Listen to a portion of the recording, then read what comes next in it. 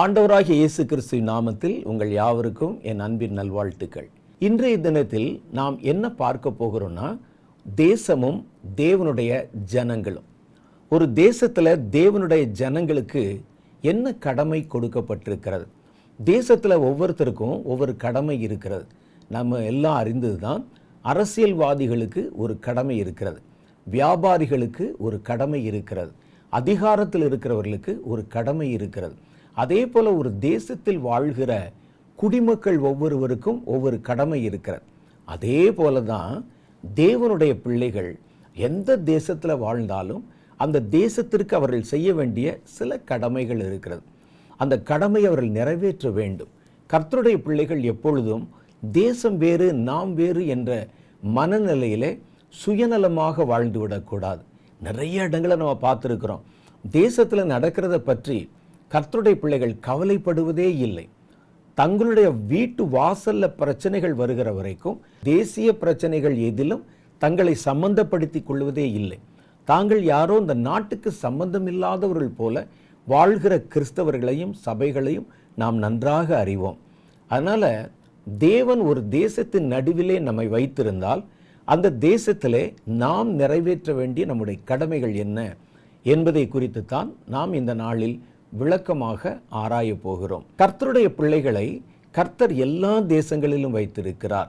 தேவனுடைய பிள்ளைகள் இல்லாத தேசங்கள் உலகத்தில் ஏறத்தாழ இல்லை என்றே சொல்லலாம். எல்லா தேசத்திலும் ஒரு 4 குடும்பமாவது கர்த்தருடைய பிள்ளைகள் வைக்கப்பட்டிருப்பார்கள். சில தேசங்களில் பெருவாரியான தேவனுடைய பிள்ளைகள் வைக்கப்பட்டிருப்பாங்க. குறைவாக இருந்தாலும் சரி, நிறைவாக இருந்தாலும் சரி, ஒரு தேசத்திலே வைக்கப்பட்டிருக்கிற தேவனுடைய பிள்ளைகளுக்கு அந்த தேசத்தை குறித்து செய்ய வேண்டிய சில கடமைகள் இருக்கிறது. அந்த கடமை என்ன என்பதை நாம் அறிந்து கொண்டு செயல்படுத்த வேண்டும் என்பதில் கர்த்தர் அதிக விருப்பம் உள்ளவராக இருக்கிறார். நான் ஏற்கனவே சொன்ன மாதிரி பாருங்க, அரசியல்வாதிகள் அரசியலை கவனித்துக் கொள்ளுகிறார்கள். ஒரு வியாபாரி ஒரு தேசத்தினுடைய வியாபாரத்தை கவனித்துக் கொள்ளுகிறார்கள். வியாபாரத்தில் மாத்திரமல்ல, ஒரு தேசத்திலும் செய்யப்படும் ஏற்றுமதி இறக்குமதி, அதனுடைய பொருளாதாரம், காமர்ஸ், எக்கனாமிக்ஸ் எல்லாவற்றையும் வியாபாரிகள் வெகு சிறப்பாக அவர்கள் அதை கண்காணித்துக் கொள்ளுகிறார்கள். ஒவ்வொருவருக்கும் ஒவ்வொரு வேலை இருக்கிறது. அதிகாரிகளுக்கு ஒரு வேலை இருக்கிறது, இராணுவத்துக்கு ஒரு வேலை இருக்கிறது. இராணுவம் அந்த வேலையை இரவு பகலாக கண்காணித்து தேசத்தினுடைய எல்லைப்புறங்களை அவர்கள் கண்காணிப்பில் வைத்திருக்கிறார்கள். உள்நாட்டில் இருக்கக்கூடிய அந்த காவல்துறை இருக்கிறது. அவர்கள் உள்நாட்டை கண்ணும் கருத்துமாக காவல் காக்கிறாங்க. இப்படி ஒவ்வொருவருக்கும் ஒவ்வொரு வேலை கொடுக்கப்பட்டிருப்பதை போல ஒரு தேசத்தில் வைக்கப்பட்டிருக்கிற தேவனுடைய பிள்ளைகளுக்கும் சில விசேஷ கடமைகள் இருக்கிறது. மற்றவர்கள் செய்யக்கூடிய கடமைகள் எல்லாம் அந்த தேசம் சார்ந்தது, உலகம் சார்ந்தது. ஆனால் அந்த தேசத்தில் இருக்கிற தேவனுடைய பிள்ளைகள் தான் நேரடியாக தேவனோட கூட தொடர்பு கொள்ளும் ஆற்றல் கொண்டவர்கள். அவங்க தான் அந்த தேசத்துக்காக தேவனிடத்தில் பரிந்து பேச முடியும். தேவனுக்கும் ஒரு தேசத்துக்கும் இடையில் இருக்கிற தொடர்பு அந்த தேசத்தில் வாழ்கிற தேவனுடைய பிள்ளைகளை பொறுத்து தான் இருக்கிறது. தேவனுடைய பிள்ளைகள் தான் ஒரு தேசத்திற்கும் தேவனுக்கும் இடையிலே ஒரு தொடர்பை ஏற்படுத்த முடியும். ஒரு தேசத்தில் ஒரு நன்மையை பெற்று தருவதும் ஒரு பாதுகாப்பை வாங்கி தருவதும் தேவனுடைய பிள்ளைகளால் தான் சாத்தியம். மற்றவர்கள் அரசியல் பூர்வமாக அந்த காரியங்களை பற்றி யோசிப்பாங்க. அதிகாரிகள் தங்கள் அதிகாரத்தை வைத்து ஒரு காரியத்தை யோசிப்பாங்க. இராணுவம் தங்களுடைய படை பலத்தை வைத்து யோசிக்கும். ஆனால் கர்த்தருடைய பிள்ளைகள் தான் கர்த்தரை கொண்டு தேசத்தினுடைய நலன்களை யோசிப்பார்கள். அப்போ ஒரு தேசத்திற்கும் கர்த்தருக்கும் இடையில் இருக்கிற தொடர்பு கர்த்தருடைய பிள்ளைகளோடு தான் இருக்கிறது. அதனால தான் நான் சொல்கிறேன், ஒரு தேசத்திலே கர்த்தர் நம்ம எந்த நோக்கத்திற்காக வைத்திருக்கிறாரோ அந்த நோக்கத்தை அறிந்து அந்த தேசத்திற்கும் தேவனுக்கும் இடையில் இருக்கிற அந்த தொடர்பை பலப்படுத்துவது தேவனுடைய கைகள் இருக்கிறது. ஒரு தேசத்தில் பாருங்க, தேவனுடைய பிள்ளைகள் எப்படி இருக்கிறாங்களோ அதற்கு ஏற்ற மாதிரி தான் அந்த தேசம் இருக்கும். வேதத்தில் அதை பற்றி ரொம்ப தெளிவாக சொல்லப்பட்டிருக்கிறது.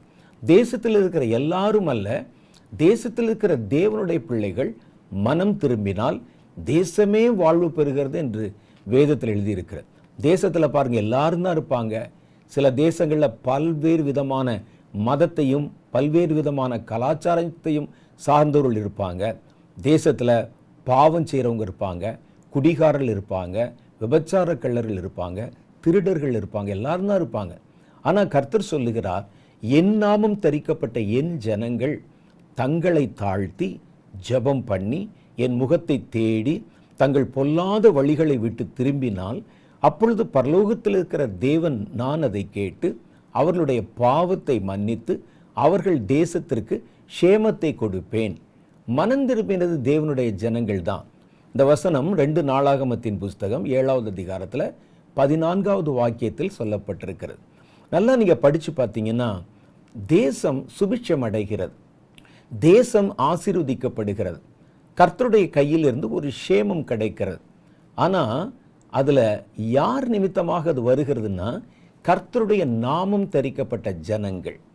அவர்களுடைய செயல்பாட்டினால தான் தேசத்திற்கு கர்த்தரிடத்திலிருந்து வரும் க்ஷேமம் வருகிறது. ஒருவேளை தேசத்தில் இருக்கிற ஜனங்களுடைய உழைப்பினால ஒரு க்ஷேமம் வரலாம், ஆனால் அது காலம் கடந்து நிற்காது. கர்த்தருடைய வேதம் சொல்கிறது, கர்த்தருடைய ஆசீர்வாதமே ஐஸ்வர்யத்தை தரும், அதோடு கர்த்தர் வேதனைகளை கூட்டார். உலகத்தில் கர்த்தர் இல்லாதவர்கள் கூட ஐஸ்வர்யத்தோடு இருக்கிறாங்க. நம்ம பார்க்குறோம், கர்த்தரை அறியாதவர்கள், தேவனுக்கு தூரமானவர்கள், தேவன் ஒருவர் இருக்கிறார் என்பதை அறியாதவங்க கூட ஐஸ்வர்யத்தோடு இருக்கிறத நம்மளால் பார்க்க முடியுது. ஆனால் கர்த்தர் சொல்லுகிறார், கர்த்தருடைய ஆசீர்வாதமும் ஒரு ஐஸ்வர்யத்தை தருகிறது. ஆனால் இதுக்கு என்ன வித்தியாசம்னா, கர்த்தர் தருகிற ஆசீர்வாதத்தில் வேதனை இல்லாமல் இருக்கும். கர்த்தருடைய ஆசீர்வாதமே ஐஸ்வர்யத்தை தரும், கர்த்தர் அதோடு வேதனையை கூட்டார் என்று எழுதியிருக்கிறது. அதே மாதிரி தான் உலகத்தில் சமாதானம் இருக்கிறது. சில காரியங்களை நம்ம பார்க்கும்போது நமக்கு சமாதானம் வருவது போல தோன்றுகிறது. ஆகவே தான் கர்த்தர் சொல்கிறாரு, நான் உங்களுக்கு ஒரு சமாதானத்தை வைத்து போகிறேன், என் சமாதானத்தை நான் உங்களுக்கு தருகிறேன், உலகம் தருகிற பிரகாரம் நான் உங்களுக்கு தருகிறதில்லை என்றார். அப்போ உலகத்திலிருந்து ஒரு சமாதானம் வருகிறது, ஆனால் அந்த சமாதானம் நிரந்தரமானது அல்ல. தேவன் தருகிற சமாதானம் என்று ஒன்று இருக்கிறது, அந்த சமாதானம் நிரந்தரமானது. அதே மாதிரி தான் ஒரு தேசம் இரவு பகலாக, ஜப்பான் மாதிரி ஒரு தேசம் இரவு பகலாக பாடுபட்டு கஷ்டப்பட்டு உழைப்பதின் மூலம் தங்களுடைய க்ஷேம லாபத்தை அவர்கள் பெருக்கிக் கொள்ள முடியும், அவருடைய பொருளாதாரத்தில் வாழ்க்கை தரத்தில் உயர்ந்திருக்க முடியும். ஆனால் இன்னொரு க்ஷேமம் இருக்கிறது, அது தேவனாலே கொடுக்கப்படுவது. தேவனாலே கொடுக்கப்படுகிறது எதுவும் நிரந்தரமானது, அழிவில்லாதது, அசைக்கப்பட முடியாதது. மனித உழைப்பினால் வருகிற க்ஷேமத்தினால் நிறைந்த ஒரு தேசம் எந்த நேரத்திலும் எந்த விதமான இக்கட்டுகளையும் சந்திக்க நேரிடலாம். ஆனால் கர்த்தருடைய ஆசீர்வாதத்தினால் வரும் க்ஷேமத்தை பெற்றிருக்கிற தேசம் எப்பொழுதும் தேவனுக்கு முன்பாக நிலைத்திருக்கும். கர்த்தருடைய வேதம் சொல்லுது பாருங்க, மனம் திரும்பினது யாரு, ஜெபம் பண்ணினது யாரு, கர்த்தரிடத்தில் மன்றாடினது யாரு, பாவத்தை விட்டு தங்களுடைய வழிகளை மாற்றிக்கொண்டது யாரு, கர்த்தருடைய நாமம் தரிக்கப்பட்ட ஜனங்கள். ஆனால் க்ஷேமம் அந்த ஜனங்களுக்கு மாத்திரமல்ல, அந்த தேசத்துக்கே உண்டானதாக வேதம் சொல்லுகிறது. அப்போ ஒரு தேசத்தினுடைய க்ஷேமம், கர்த்தர் தருகிற க்ஷேமம் அல்லது நன்மை என்பது அந்த தேசத்தில் இருக்கிற தேவனுடைய நாமம் தரிக்கப்பட்ட தேவனுடைய பிள்ளைகளின் கையில் தான் இருக்கிறது. கர்த்தருடைய பிள்ளைகள் வலது பக்கம் இடது பக்கம் வழி மாறும்போது தேசமும் வழி மாறும். கர்த்தருடைய ஜனங்கள் தத்தளிக்கும் போது தேசமும் தத்தளிக்கும். கர்த்தருடைய ஜனங்கள் பாவத்துக்குள்ளே விழும்போது தேசம் சாபத்துக்குள்ளே போய்விடும். அப்போ ஒரு தேசத்தினுடைய நன்மை தீமையை நிர்மாணிக்கிற ஒரு மிகப்பெரிய ஒரு பொறுப்பு கர்த்தருடைய பிள்ளைகளின் கைகளில் இருக்கிறது. அதனால தான் ஆண்டவர் சொன்னார், என் நாமம் தரிக்கப்பட்ட என் ஜனங்கள். அந்த தேசத்தில் பல்வேறு விதமான மதத்தையும் கலாச்சாரத்தையும் பின்பற்றுகிற ஜனங்கள் இருந்தாலும் அவர்களை பற்றியல்ல, என் நாமம் தரிக்கப்பட்ட என் ஜனங்கள் தங்கள் பொல்லாத வழிகளை விட்டு திரும்பி தங்களை தாழ்த்தி ஜெபம் பண்ணி என் முகத்தை தேடினால் அப்பொழுது பரலோகத்தில் இருக்கிற நான் அவர்களை கேட்டு அவர்களுடைய பாவத்தை மன்னித்து அவர்கள் தேசத்துக்கு க்ஷேமத்தை கொடுப்பேன். ஜெபிச்சவனுக்கு தானே கொடுக்கணும், அவனுடைய குடும்பத்துக்கு வேணா கொடுக்கலாம். ஆனால் கர்த்தர் சொல்றாரு, என் ஜனங்கள் ஒட்டுமொத்தமாய் மனம் திரும்பி என்னை தேடும்போது அவர்கள் வாழுகிற தேசத்துக்கே அந்த ஆசீர்வாதம் கிடைக்குமா. அதனால்தான் ஒரு தேசத்தினுடைய நன்மை தீமையை தேவனை சார்ந்து நிர்ணயிக்கக்கூடிய ஒரு மிகப்பெரிய பொறுப்பு தேவனுடைய பிள்ளைகளின் கையில் தான் இருக்கிறது. மற்ற யாரும் அதை செய்துவிட முடியாது. அரசியல்வாதிகள் அரசியல் சார்ந்து நல்ல காரியங்களை யோசிக்க முடியும். நான் ஏற்கனவே சொன்ன மாதிரி ஒரு பொருளாதார நிபுணர்கள் பொருளாதாரத்தை சார்ந்து யோசிக்க முடியும். ஆனால் தேவனிடத்திலிருந்து நன்மையை வாங்கி தருவதும், தேவனிடத்திலிருந்து ஒரு மிகப்பெரிய ஆசீர்வாதத்தை வாங்கி தருவதும், ஒரு பாதுகாப்பை வாங்கி தருவதும், ஒரு விடுதலையை வாங்கி தருவதும் தேவனுடைய பிள்ளைகளால் தான் சாத்தியம். ஏன்னா அந்த தேசத்தில் எவ்வளவோ ஜனங்கள் இருந்தாலும் இந்த கர்த்தருடைய நாமம் தரிக்கப்பட்ட ஜனங்கள் தான் பரலோகத்தோட ஒரு தொடர்பு வச்சிருக்கிறாங்க, தேவனோட கூட ஒரு இணைப்பை பெற்றிருக்கிறார்கள். அவர்களால் தான் ஜெபிக்க முடியும், அவர்களால் தான் கேட்க முடியும், அவர்களால் தான் மன்றாட முடியும், அவர்களால் தான் திறப்பிலை வந்து நிற்க முடியும். இதைத்தான் வேதம் அங்கே சொல்லுகிறது. அப்ப நம்முடைய உத்தரவாதம் நாம் வாழ்கிற தேசத்தை குறித்து மிக பெரியதாக இருக்கிறது. நீங்க எந்த தேசத்தில் வாழ்ந்தாலும் சரி, ஒருவேளை இந்தியாவில் கர்நாடகாவில் இருந்தாலும், தமிழ்நாட்டில் இருந்தாலும், ஆந்திராவில் இருந்தாலும், கேரளாவில் இருந்தாலும், ஒவ்வொரு தேசங்களில் இருந்தாலும் அந்த தேசத்தை குறித்த மிகப்பெரிய உத்தரவாதம் அந்த தேசத்திலே வைக்கப்பட்டிருக்கிற, குடி வைக்கப்பட்டிருக்கிற தேவனுடைய பிள்ளைகளை சார்ந்துதான் இருக்கிறது. ஆகவே தான் நம்முடைய உத்தரவாதம் மிக பெரியது என்கிறேன். ஏனென்றால் தேவனிடத்திலிருந்து ஒரு நன்மையை பெற நம்மால் மாத்திரம்தான் கூடுகிறது. நம்ம தான் பேச முடியும் கர்த்தரிடத்தில். அதனால் நம்முடைய உத்தரவாதத்தை நாம் தொடர்ந்து கர்த்தருக்குள்ளே பலமாக வைத்துக்கொள்ளும். சரி, கர்த்தர் ஒரு தேசத்தில் நம்மை வைத்திருக்கிறார். அந்த தேசத்தில் நாம் எப்படி நடந்து கொள்ளணும், நம்முடைய கடமை என்ன, நாம் ஆவிக்குரிய கடமைகளில் தேசம் சார்ந்த ஆவிக்குரிய கடமைகள் என்ன என்பதை பற்றி தான் நம்ம சில வரிகள் இங்கே ஆழமாக தியானிக்க போகிறோம். முதல் காரியம் பாருங்க, ஆள்கிறவர்கள் சரியாயிருக்கும்படி. இன்னைக்கு நம்ம நிறைய சொல்லுவோம், ராஜாக்கள், நம்மை ஆளுகிறவர்கள், அதிகாரிகள் சரியில்லை, கவர்மெண்ட் சரியில்லை, முதலமைச்சர் சரியில்லை, அல்லது பிரதமர் சரியில்லை, ஒரு பிரசிடென்ட் சரியில்லை, இது எல்லா தேசங்களிலும் சொல்லுவார்கள். ஆனால் வேதம் ஒரு ரகசியத்தை சொல்லுகிறது, ஆள்கிறவர்கள் சரியாயிருக்கும்படி நாம், அதாவது கர்த்தருடைய நாமம் தெரிக்கப்பட்ட கர்த்தருடைய பிள்ளைகளாகிய நாம் கர்த்தருக்குள் சரியா இருக்கணும். கர்த்தருக்குள்ள நாம சரியா இருந்தா, சபை சரியா இருந்தா, ஒவ்வொரு கிறிஸ்தவன் சரியா இருந்தா, தேவனுடைய நாமம் தெரிக்கப்பட்ட தேவனுடைய பிள்ளைகள் சரியாயிருந்தா அவர்களை ஆளுகிறவர்கள் சரியாயிருப்பார்கள். இது கர்த்தருடைய வேதம் நமக்கு சொல்லுகிற காரியம். நான் ஒரு வசனத்தை உங்களுக்கு வாசிக்கிறேன் பாருங்க, ரொம்ப ஆச்சரியமா இருக்கும். நாம நினைக்கிறோம் ஆள்கிறவர்கள் தங்களுடைய இஷ்டப்படி ஆள்கிறார்கள், ஆள்கிறவர்கள் தங்களுடைய மன விருப்பத்தின்படி ஆள்கிறார்கள், மக்களை பற்றி கவலையே படல, அவர்கள் தான் தோன்றித்தனமாக வாழ்கிறார்கள் என்று அவர்களை குற்றம் சாட்டுகிறோம். குற்றம் எங்க இருக்கிறது தெரியுமா? நீங்க அதே நேரத்தில் தேசத்தில் அரசியல நடக்கிற குழப்பங்களை பார்க்கிற அதே நேரத்தில் சபைகளையும் ஊழியங்களையும் தேவனுடைய நாமம் தெரிக்கப்பட்ட கர்த்தருடைய பிள்ளைகள் அவர்கள் வாழ்கிற சமுதாயத்தை நீங்க கவனிச்சு பாருங்க. இங்கே என்ன நடக்குதோ அதுவே தான் ராஜ்யத்தில் பிரதிபலிக்கிறதை உங்களால் பார்க்க முடியும்.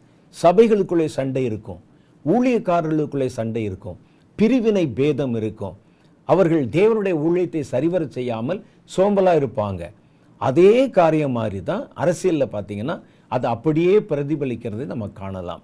வேதம் சொல்லுகிறது, ஆள்கிறவர்கள், உங்கள் ராஜாக்கள் சரியா இருக்கணும்னா கர்த்தருடைய நாமம் தெரிக்கப்பட்ட நீங்கள் முதல்ல சரியா இருக்கணும். ஒரு வசனம் வாசிக்கிறேன் பாருங்க, 1 சாமுவேலுடைய புஸ்தகம், அதில் 12வது அதிகாரம் 14வது வசனம். 1 சாமுவேல் 12:14 என்ன சொல்லுது? நீங்கள் கர்த்தருடைய வார்த்தைக்கு விரோதமாய் கலகம் பண்ணாமல் கர்த்தருக்கு பயந்து அவரை சேவித்து அவருடைய சத்தத்திற்கு கீழ்ப்படிந்தால் உங்களை ஆளுகிற ராஜாவும் உங்கள் தேவனாகிய கர்த்தரை பின்பற்றுகிறவர்களாயிருப்பார்கள். நீங்க எப்படி இருக்கீங்களோ, நீங்க கர்த்தரை பின்பற்றினா உங்களை ஆளுகிற ராஜாக்களும் அப்படியே செய்வார்கள். பார்த்தீங்களா? நீங்கள் கர்த்தருடைய வார்த்தைக்கு விரோதமாக கலகம் பண்ணாமலும் கர்த்தருக்கு பயந்து அவரை சேவித்து அவருடைய சத்தத்துக்கு கீழ்ப்படிந்தால் நீங்களும் உங்களை ஆளுகிற ராஜாவும் உங்கள் தேவனாகிய கர்த்தரை பின்பற்றுவர்களாயிருப்பார்கள்.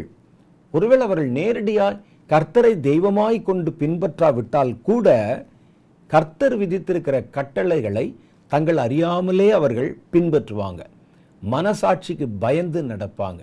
ஒரு நல்ல ராஜாக்களாக இருப்பாங்க. இது கர்த்தர் சொல்லி இருக்கிற, தேசங்களுக்கு சொல்லி இருக்கிற, தேசத்தில் குடியிருக்கிற தேவனுடைய பிள்ளைகளுக்கு சொல்லி இருக்கிற ஒரு பெரிய ஆலோசனை. அதில் சொல்றார், நீங்க முதல்ல திருந்துங்க. கர்த்தரோடு நீங்கள் சீர் பொருந்தினால் உங்கள் ராஜா சீர் பொருந்துவான். உங்களை ஆளுகிற உங்களுடைய ராஜா கர்த்தரை பின்பற்றுகிறவன் ஆவான், அல்லது கர்த்தருடைய வழிகளின்படி தன்னுடைய ஆட்சியை அமைக்கிறவனாக இருப்பான். மக்களுடைய ஷேம லாப நன்மைகளை குறித்து சிந்திக்கிறவனாக இருப்பான். அதைத்தான் வேதம் சொல்லுது. அப்போ நாம் என்ன செய்யணும்? கர்த்தருடைய பிள்ளைகள் நாம் நம்மை பற்றி கவலையப்படுவதில்லை. நம்ம சண்டை போடுவோம், பிரச்சனை பண்ணுவோம், கர்த்தருடைய பெயரை சொல்லி காணிக்கைகள் என்ற பெயரில் ஜனங்களை கொள்ளையடிப்போம், அதை நம்முடைய சுய லாபத்திற்காக பயன்படுத்தி கொள்ளுவோம். காணிக்கை வாங்கிறது தப்பு இல்லை. வாங்குகிற காணிக்கையை நாம் என்ன செய்கிறோம்? கர்த்தருடைய நாமத்தின் மகிமைக்கென்று பயன்படுத்துவதை விட்டுவிட்டு நாம் நம்மையும் நம்மை சார்ந்தவர்களை உயர்த்தி கொள்வதற்காக அதனுடைய பெரும்பகுதியை நம்ம எடுத்து செலவிடுகிறோம். நம்முடைய பெயர்களை உயர்த்தி கொள்வதற்கு முயற்சி பண்ணுறோம். உள்ளுக்குள்ள சண்டை, 2 சபையார் ஒன்றா சேர்ந்து ஆராதிக்க முடியாது. நமக்குள்ள கூச்சல்கள், குழப்பங்கள், சண்டைகள். ஆனால் நம்ம எல்லாம் சேர்ந்து என்ன செய்வோம்னா, தேசத்திற்காகவும் ஆளுகிறவர்களுக்காகவும் ஜெபம் பண்ணுவோம். ஆட்சியாளர்கள் இப்படி இருக்கிறாங்களே, ஆட்சியாளர்கள் அப்படி இருக்கிறாங்களே, ஆட்சியாளர்கள் ஜனங்களை பற்றி நினைக்கவே மாட்டாங்களான்னு கேட்பாங்க. நான் ஒரு கேள்வி கேட்குறேன், நீங்கள் ஜனங்களை பற்றி நினைக்கிறீங்களா? உங்கள் சபை தேசத்தின் குடிமக்களை பற்றி நினைக்கிறதா? நமக்கு தேசத்தை குறித்தும் தேசத்தில் வாழ்கிற ஜனங்களை குறித்தும் பாரம் இருக்கிறதா? உங்களுக்கு அந்த பாரம் இருந்தால் நீங்கள் கண்டிப்பாக ஜெபம் பண்ணியிருப்பீங்க. தேசத்தில் நடக்கிற ஒவ்வொரு நிகழ்வுகளை கண்டு உங்களால் சும்மாவே இருக்க முடியாது. எரேமியா தீர்க்கதரிசி தான் சொன்னார், என்னால் சும்மா இருக்கவே முடியவில்லை, என் கண்களில் நீர் தாரை ஓடிக்கொண்டே இருக்கிறது என்றார். எப்போ பார்த்தாலும் எனக்கு அழுகை, தேசத்திலே செய்யப்படுகிற பொல்லாத கிரியைகளை கண்டு. அப்போ அவர் ஜனங்களை பற்றி நினைச்சாரு. ஜனங்கள் அவருக்கு பெருசாக ஒன்றும் கொடுத்துடல. ஜனங்கள் அவருக்கு ஒரு வீடு கட்டி கொடுத்துடல, அவர்கள் போவதற்கு ஒரு கார் கொடுத்து விடவில்லை, அவருக்கு அணிந்து கொள்ள ஒரு நல்ல வஸ்திரம் கூட கொடுக்கவில்லை. ஆனால் அவர் அந்த தேசத்திலே குடியிருந்தார். நீங்கள் எரேமியாவின் தீர்க்க தரிசனத்தை பற்றி மாத்திரம் இல்லாமல் எரேமியாவுடைய வாழ்க்கை பற்றியும் அந்த புஸ்தகம் சொல்லுகிறது. அதை நீங்கள் வாசித்து பார்க்கணும். அந்த தேசத்தின் ஜனங்கள் ஒட்டுமொத்தமும் எரேமியாவுக்கு எதிராக இருந்தார்கள். ராஜாவிலிருந்து கீழே இருக்கிற மக்கள் வரைக்கும் எரேமியாவுக்கு எதிராக இருந்தார்கள். அவருக்கு நல்ல சாப்பாடு கொடுக்கவில்லை. அவருடைய வஸ்திரங்களை உரிந்து கொண்டு அவரை ஒரு இடுக்கமான குழிக்குள்ளே இறக்கி அவருக்கு இடுக்கத்தின் அப்பத்தை கொடுத்து புசிக்க வைத்தார்கள். அவர் எழுதின தீர்க்க தரிசன வார்த்தைகளை கிழித்து போட்டார்கள். அவர் பேசின வார்த்தைகளை அவமானப்படுத்தினார்கள், கல்லெறிந்தார்கள். ராஜா கூப்பிட்டு அவரை எச்சரித்தார், நீ ஜனங்களுடைய இருதயத்தை கரைந்து போக பண்ணுகிறாய், அவர்களை பலவீனமாக்குகிறாய் என்று சொல்லி அவரை சிறைப்பிடிப்பதற்கு உத்தரவிட்டான், எச்சரித்தான். இவ்வளவு செய்த ஒரு தேசத்தில் நடக்கிற கொடுமைகளை பார்த்து நாளைக்கு இந்த ஜனங்கள் கைகள் கால்கள் கட்டப்பட்டு அடிமைகளாக விலங்கு போடப்பட்டு அந்நிய தேசங்களில் அந்நியர்களை சேவிக்க போகிறார்கள் என்பதை தரிசனமாய் கண்டு இவங்களுக்கு வேணும், இவங்க பண்ண தீமைக்கு வேணும்னு நினைக்காம அந்த ஜனங்களுக்காக அழுதார் அந்த மனிதன். அது மாதிரி நீங்கள் ஜனங்களை நினைச்சிருக்கீங்களா? சொல்கிறீங்களே, எங்கள் எம்எல்ஏக்கள் எங்களை நினைப்பதில்லை, எங்கள் அமைச்சர்கள் எங்களை விசாரிப்பதில்லை, எங்களை ஆள்கிறவர்கள் எங்களை என்னவென்று கேட்பதில்லை, சுயநலமாக வாழ்கிறார்கள். நீங்கள் எப்படி சார் வாழ்கிறீங்க? நாம் அப்படித்தானே வாழ்கிறோம். நாம் எங்கே ஜனங்களை பார்த்தோம்? நாம் எங்கே ஜனங்களை பற்றி யோசித்தோம்? புசிப்பும் குடிப்பும் இதுதான் தேவனுடைய வழி என்று நாமும் கற்றுக்கொண்டு மற்றவர்களுக்கும் அதைத்தானே கற்பித்தோம். இன்னைக்கு அழுகிற சபைகள் எங்கே இருக்குது? தேசத்தினுடைய ஜனங்களுடைய நிலைமையை கண்டு திறப்பில் இருக்கிற சபைகள் எங்கே இருக்குது? நம்முடைய ஜெபங்கள் எல்லாம் கபட வேடமும் நாடகமாக தானே போய்கொண்டிருக்கிறது. நீங்கள் ஜனங்களை பற்றி யோசிக்காமல் இருக்கும்போது உங்களை ஆளுகிறவர்கள் எப்படி ஜனங்களை பற்றி யோசிப்பாங்க நீங்கள் நினைக்கலாம். அதான் வேதம் சொல்லுது, அவர்களை ஜனங்களை நினைக்க வைக்க ஒரே வழி நீங்கள் ஜனங்களை நினையுங்கள். அவர்கள் ஜனங்களை குறித்து பரிதாபப்பட வைக்கிறதுக்கு ஒரே வழி நீங்கள் ஜனங்களை குறித்து பரிதாபப்படுங்கள். அடிக்கிறவனை பார்த்து அழுங்கள், துக்கத்தில் இருக்கிறவனை விசாரியுங்கள், உங்களுடைய நன்மைகளை பகிர்ந்து கொடுங்கள். நீங்கள் சுயநலமாக சபை சுயநலமாக வாழ்ந்தா உங்களை ஆள்கிறவர்களும் அப்படித்தான் இருப்பாங்க. நீங்கள் தேவனிடத்தில் திரும்பினால் உங்களை ஆளுகிற ராஜாவும் தேவனிடத்தில் திரும்புவானாம். இது நான் சொல்லல, கர்த்தர் சொன்ன வார்த்தை. சாமுவேல் ஜனங்களை அழைத்து சொல்லுகிறார், உங்களுக்கு ஒரு ராஜா கேட்டீங்க, ராஜாவை கொடுத்தாச்சு. அந்த ராஜா நல்லவனா இருக்கிறதும் கெட்டவனா இருக்கிறதும் உங்க கையில் இருக்கு. அவங்க கேட்டாங்க, நாங்கள் இவ்வளவு தூரம் வழி நடந்து வந்து எகிப்தினுடைய அடிமைத்தனத்திலிருந்து வந்து எங்களுக்குன்னு ஒரு ராஜ்யத்தை கர்த்தர் கொடுத்தாரு, ஆனா எங்களுக்கு ஒரு ராஜா கொடுக்கலையே, நாங்கள் மனம் போனபடி நியாயாதிபதிகள் எங்களை ஆளுகிறார்கள், கேட்டா கர்த்தர் எங்களுக்கு ராஜாவா இருக்கிறான்னு சொல்லி தீர்க்கதரிசிகள் எங்களை ஆள்றாங்க, ஒரு சண்டை வந்தா ஒரு யுத்தம் பண்ணா ஒரு இராணுவத்தை கொண்டு போவதற்கு ஒரு ராஜா வேணும்னு சொல்லி கேட்டாங்க. கர்த்தர் அவர்களுக்கு ஒரு ராஜாவை கொடுத்தார். கொடுத்துட்டு அவர்களுக்கு ஒரு ஆலோசனை கொடுத்தார். உங்களுக்கு ஒரு ராஜா கொடுத்தாச்சு, அந்த ராஜா நல்லவனா இருக்கிறதும் கெட்டவனா இருக்கிறதும் உங்க கையில் இருக்கு. அது இஸ்ரவேலர்களுக்கு மாத்திரமல்ல, எல்லா தேசத்தாருக்கும் சொல்லப்பட்ட வார்த்தை. உங்களை ஆளுகிறவர்கள் நல்லவர்களாய் இருப்பதும் உங்களை ஆளுகிறவர்கள் பொல்லாதவர்களாய் இருப்பதும் உங்க கையில் இருக்குது. அந்த வசனத்தை மறுபடியும் வாசிக்கிறேன் பாருங்க.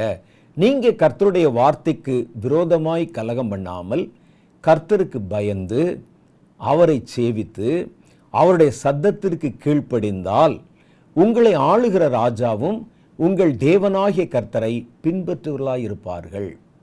எப்படி? அப்ப எங்க இருக்கிறது அந்த முடிச்சுன்னு பாருங்களேன். நாம பல சமயம் நம்மை பற்றி யோசிப்பதே இல்லை. நம்ம எப்படி இருந்தாலும் பரவாயில்ல, சபை எப்படி இருந்தாலும் பரவாயில்ல, தேவனுடைய நாமம் தரிக்கப்பட்ட ஜனங்கள் எப்படி இருந்தாலும் பரவாயில்ல, வாங்க கூடுவோம், ஜெபிப்போம், 1 மணி நேரம் அழுவோம், கண்ணீர் விடுவோம், கதறுவோம், தேசம் சுபிட்சமாயிரும். நீங்க சுபிட்சமாகிற வரைக்கும், நீங்கள் திரும்புகிற வரைக்கும் தேசம் சுபிட்சமாகாது. ஆளுகிறவர்கள் திரும்ப மாட்டாங்க. இந்த வேத வசனம் அப்படித்தான் நமக்கு சொல்லுகிறது. அப்ப நம்ம என்ன செய்யணுமா? முதலாவது சொல்லுகிறது, கர்த்தருடைய வார்த்தைக்கு விரோதமா கலகம் பண்ணாம இருங்க. நிறைய இன்னைக்கு நம்ம செய்யற காரியம் கர்த்தருடைய வார்த்தைக்கு விரோதமாய் செய்கிற கலகம். கர்த்தர் செய்யக்கூடாதுன்னு சொன்னா அதைத்தான் செய்வாங்க. கர்த்தர் ஒரு கட்டளையிட்டு நாம் எப்படி இருக்க வேண்டும் சொல்றாரோ அதற்கு எதிராய் கலகம் பண்ணுவது. இன்னொன்று பார்த்தீங்கன்னா, இன்னொரு கலகம் இருக்கிறது, பொல்லாத கலகம். கர்த்தருடைய வார்த்தையை தங்களுக்கு சாதகமாக வளைத்து கொண்டு மாறுபட்ட உபதேச கருத்துக்களை அந்த வசனத்தை கொண்டு சொல்லி ஜனங்களை திசை திருப்ப பண்ணுவது. அதுவும் கலகம் பண்ணுறது தான். ஜனங்கள் நேராய் கர்த்தருடைய வசனத்தை பின்பற்றி நடப்பதை அங்கே தடை செய்து புதிய உபதேசங்களை கற்றுக் கொடுத்து அவங்களுக்கு கர்த்தருடைய வார்த்தை என்ற பேரில் இயேசு என்கிற நாமத்தில் அவர்களை வழி விலக பண்ணுவது. இயேசு என்கிற நாமத்தில் வழி நேராய் நடத்துகிறவர்கள் இருக்கிறாங்க. ஒரு சபை என்ற போர்வையில், ஊழியன் என்ற போர்வையில் கர்த்தருடைய வசனத்தை எடுத்து அதை ஏறுக்குமாறாக வியாக்கியானம் பண்ணி ஜனங்களை ஒரு இருட்டில் ஒரு குழப்பத்தில் கொண்டு போய் நிறுத்துகிற கள்ள உபதேசிகள், வேத வசனத்திற்கு கள்ள வியாக்கியானம் பண்ணுகிறவர்கள், தங்களுடைய மன விருப்பத்தின்படியும் இச்சையை நிறைவேற்றும்படிக்கும் பிரசங்கம் பண்ணுகிறவர்கள், அவர்களுடைய கையில் அந்த வசனத்தை எடுத்து வைத்துக்கொண்டு தங்களுடைய மன விருப்பத்தின்படி தேவனுடைய நாமத்தை மகிமைப்படுத்தாம கர்த்தருக்கு விரோதமாய் கலகம் பண்ணுகிறவர்கள். இந்த கலகத்தை பற்றி தான் கர்த்தருடைய வேதம் சொல்லுது. கர்த்தருடைய வேதத்துக்கு விரோதமாய், கர்த்தருடைய வார்த்தைக்கு விரோதமாய் நீங்கள் எடுக்கிற ஒவ்வொரு முயற்சியும் முடிவுமே கலகம்தான். அந்த கலகத்தை நாம் செய்யாமல் இருப்பது நன்மை என்று வேதம் சொல்லுகிறது. சங்கீத புஸ்தகம் 106 வசனத்தில் தாவீது சொல்லுகிறார் பாருங்கள், எங்கள் பிதாக்கள் எகிப்திலே உம்முடைய அதிசயங்களை உணராமலும் உம்முடைய கிருபைகளின் திரட்சியை நினையாமலும் போய் சிவந்த சமுத்திர ஓரத்திலே கலகம் பண்ணினார்கள். கர்த்தருடைய பாதையில் ஏன் கலகம் பண்ணுகிறார்கள்? கர்த்தருக்கு எதிராக ஏன் பேசுகிறார்கள்? கர்த்தருடைய வார்த்தையை ஏன் ஏளனம் பண்ணுகிறார்கள்? கர்த்தருடைய வார்த்தைக்கு ஏன் தப்பான வியாக்கியானங்களை கொடுத்து தங்களுடைய வயிறுகளை கொழுக்க பண்ணி கொள்ளுகிறார்கள்? வேதம் சொல்லுது, கர்த்தருடைய அதிசயங்களை உணராமலும் கர்த்தருடைய வல்லமையை நினையாமலும் நம்மேல் கர்த்தர் காண்பித்த கிருபையை உணராமலும் இருக்கிறதுனால கலகம் பண்ணுகிற மனோபாவம் ஜனங்களுக்குள்ளே வந்து விடுகிறதாம். அப்ப முதல் காரியம் என்ன சொல்றாருன்னா, கர்த்தருடைய வார்த்தைக்கு எதிராக கலகம் மாத்திரம் பண்ணாம இருங்க. நீங்க கலகம் பண்ணா உங்க ராஜா கலகக்காரனாய் மாறுவான். உங்கள் ராஜா தேசத்திலே கலகங்களை தூண்டுகிறவனாய் மாறுவான். சில ராஜாக்கள், சில ஆளுமை செய்கிறவங்களை பார்த்தீங்கன்னா தேசத்துக்குள்ளேயே குழப்பங்களை, தன் சொந்த ஜனங்களுக்குள்ளேயே குழப்பங்களை உண்டு பண்ணி அதன் மூலமாக குளிர் காய்கிறவர்களை பார்த்திருப்பீங்க. பல இடங்கள்ல ஆங்கிலேயர்கள் ஒரு காலத்தில் இந்திய தேசத்தை ஆண்ட போது இந்தியாவிலே ஒரு வித்தியாசமான காரியத்தை பார்த்தாங்க. நிறைய பிரிவினைகள் இருக்கிறது. உலக நாடுகளில், பல நாடுகளில் இந்த பிரிவினை இருக்கிறது. நிறத்தின் பேரால் இருக்குது, மொழியின் பேரால் இருக்குது, மதத்தின் பேரால் இருக்குது இந்த பிரிவினை. ஆனால் இந்திய தேசத்தில் மாத்திரம் பல்வேறு விதமான பிரிவினைகள் இருக்கிறது. பல்வேறு விதமான கலாச்சாரத்தை பின்பற்றுகிற ஜனங்கள் இருக்கிறாங்க. பல்வேறு விதமான மொழிகளை பேசுகிறவங்க இருக்கிறாங்க. பல்வேறு விதமான மதங்களை பின்பற்றுகிறவங்க இருக்கிறாங்க. அதற்குள்ளேயும் நீங்கள் பார்த்தீங்கன்னா பல்வேறு விதமான ஜாதிகள்.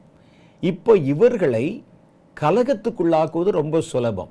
ஒன்று ஜாதியின் பேரை தூண்டிவிட்டா ஒரு மதத்துக்குள்ளே கலவரத்தை உண்டு பண்ணிடலாம். மதத்துக்குள்ளே கலவரத்தை உண்டு பண்ணினால் ஒரு தேசத்துக்குள்ளே கலவரங்களை உண்டு பண்ணிவிடலாம். அதே மாதிரி மொழிக்குள்ளே ஒரு கலவரத்தை தூண்டிவிட்டால் மொழி கலவரங்களை மாநிலம் முழுவதும் அல்லது தேசம் முழுவதும் பரவ செய்து விடலாம். இப்போ இதெல்லாம் பார்த்த ஆங்கிலேயர்கள் இந்த பிரித்தாளும் கொள்கை அப்படின்னு ஒரு கொள்கையை கடைபிடித்தார்கள். 2 பேரை ஒன்றா சேர விடுறதில்ல.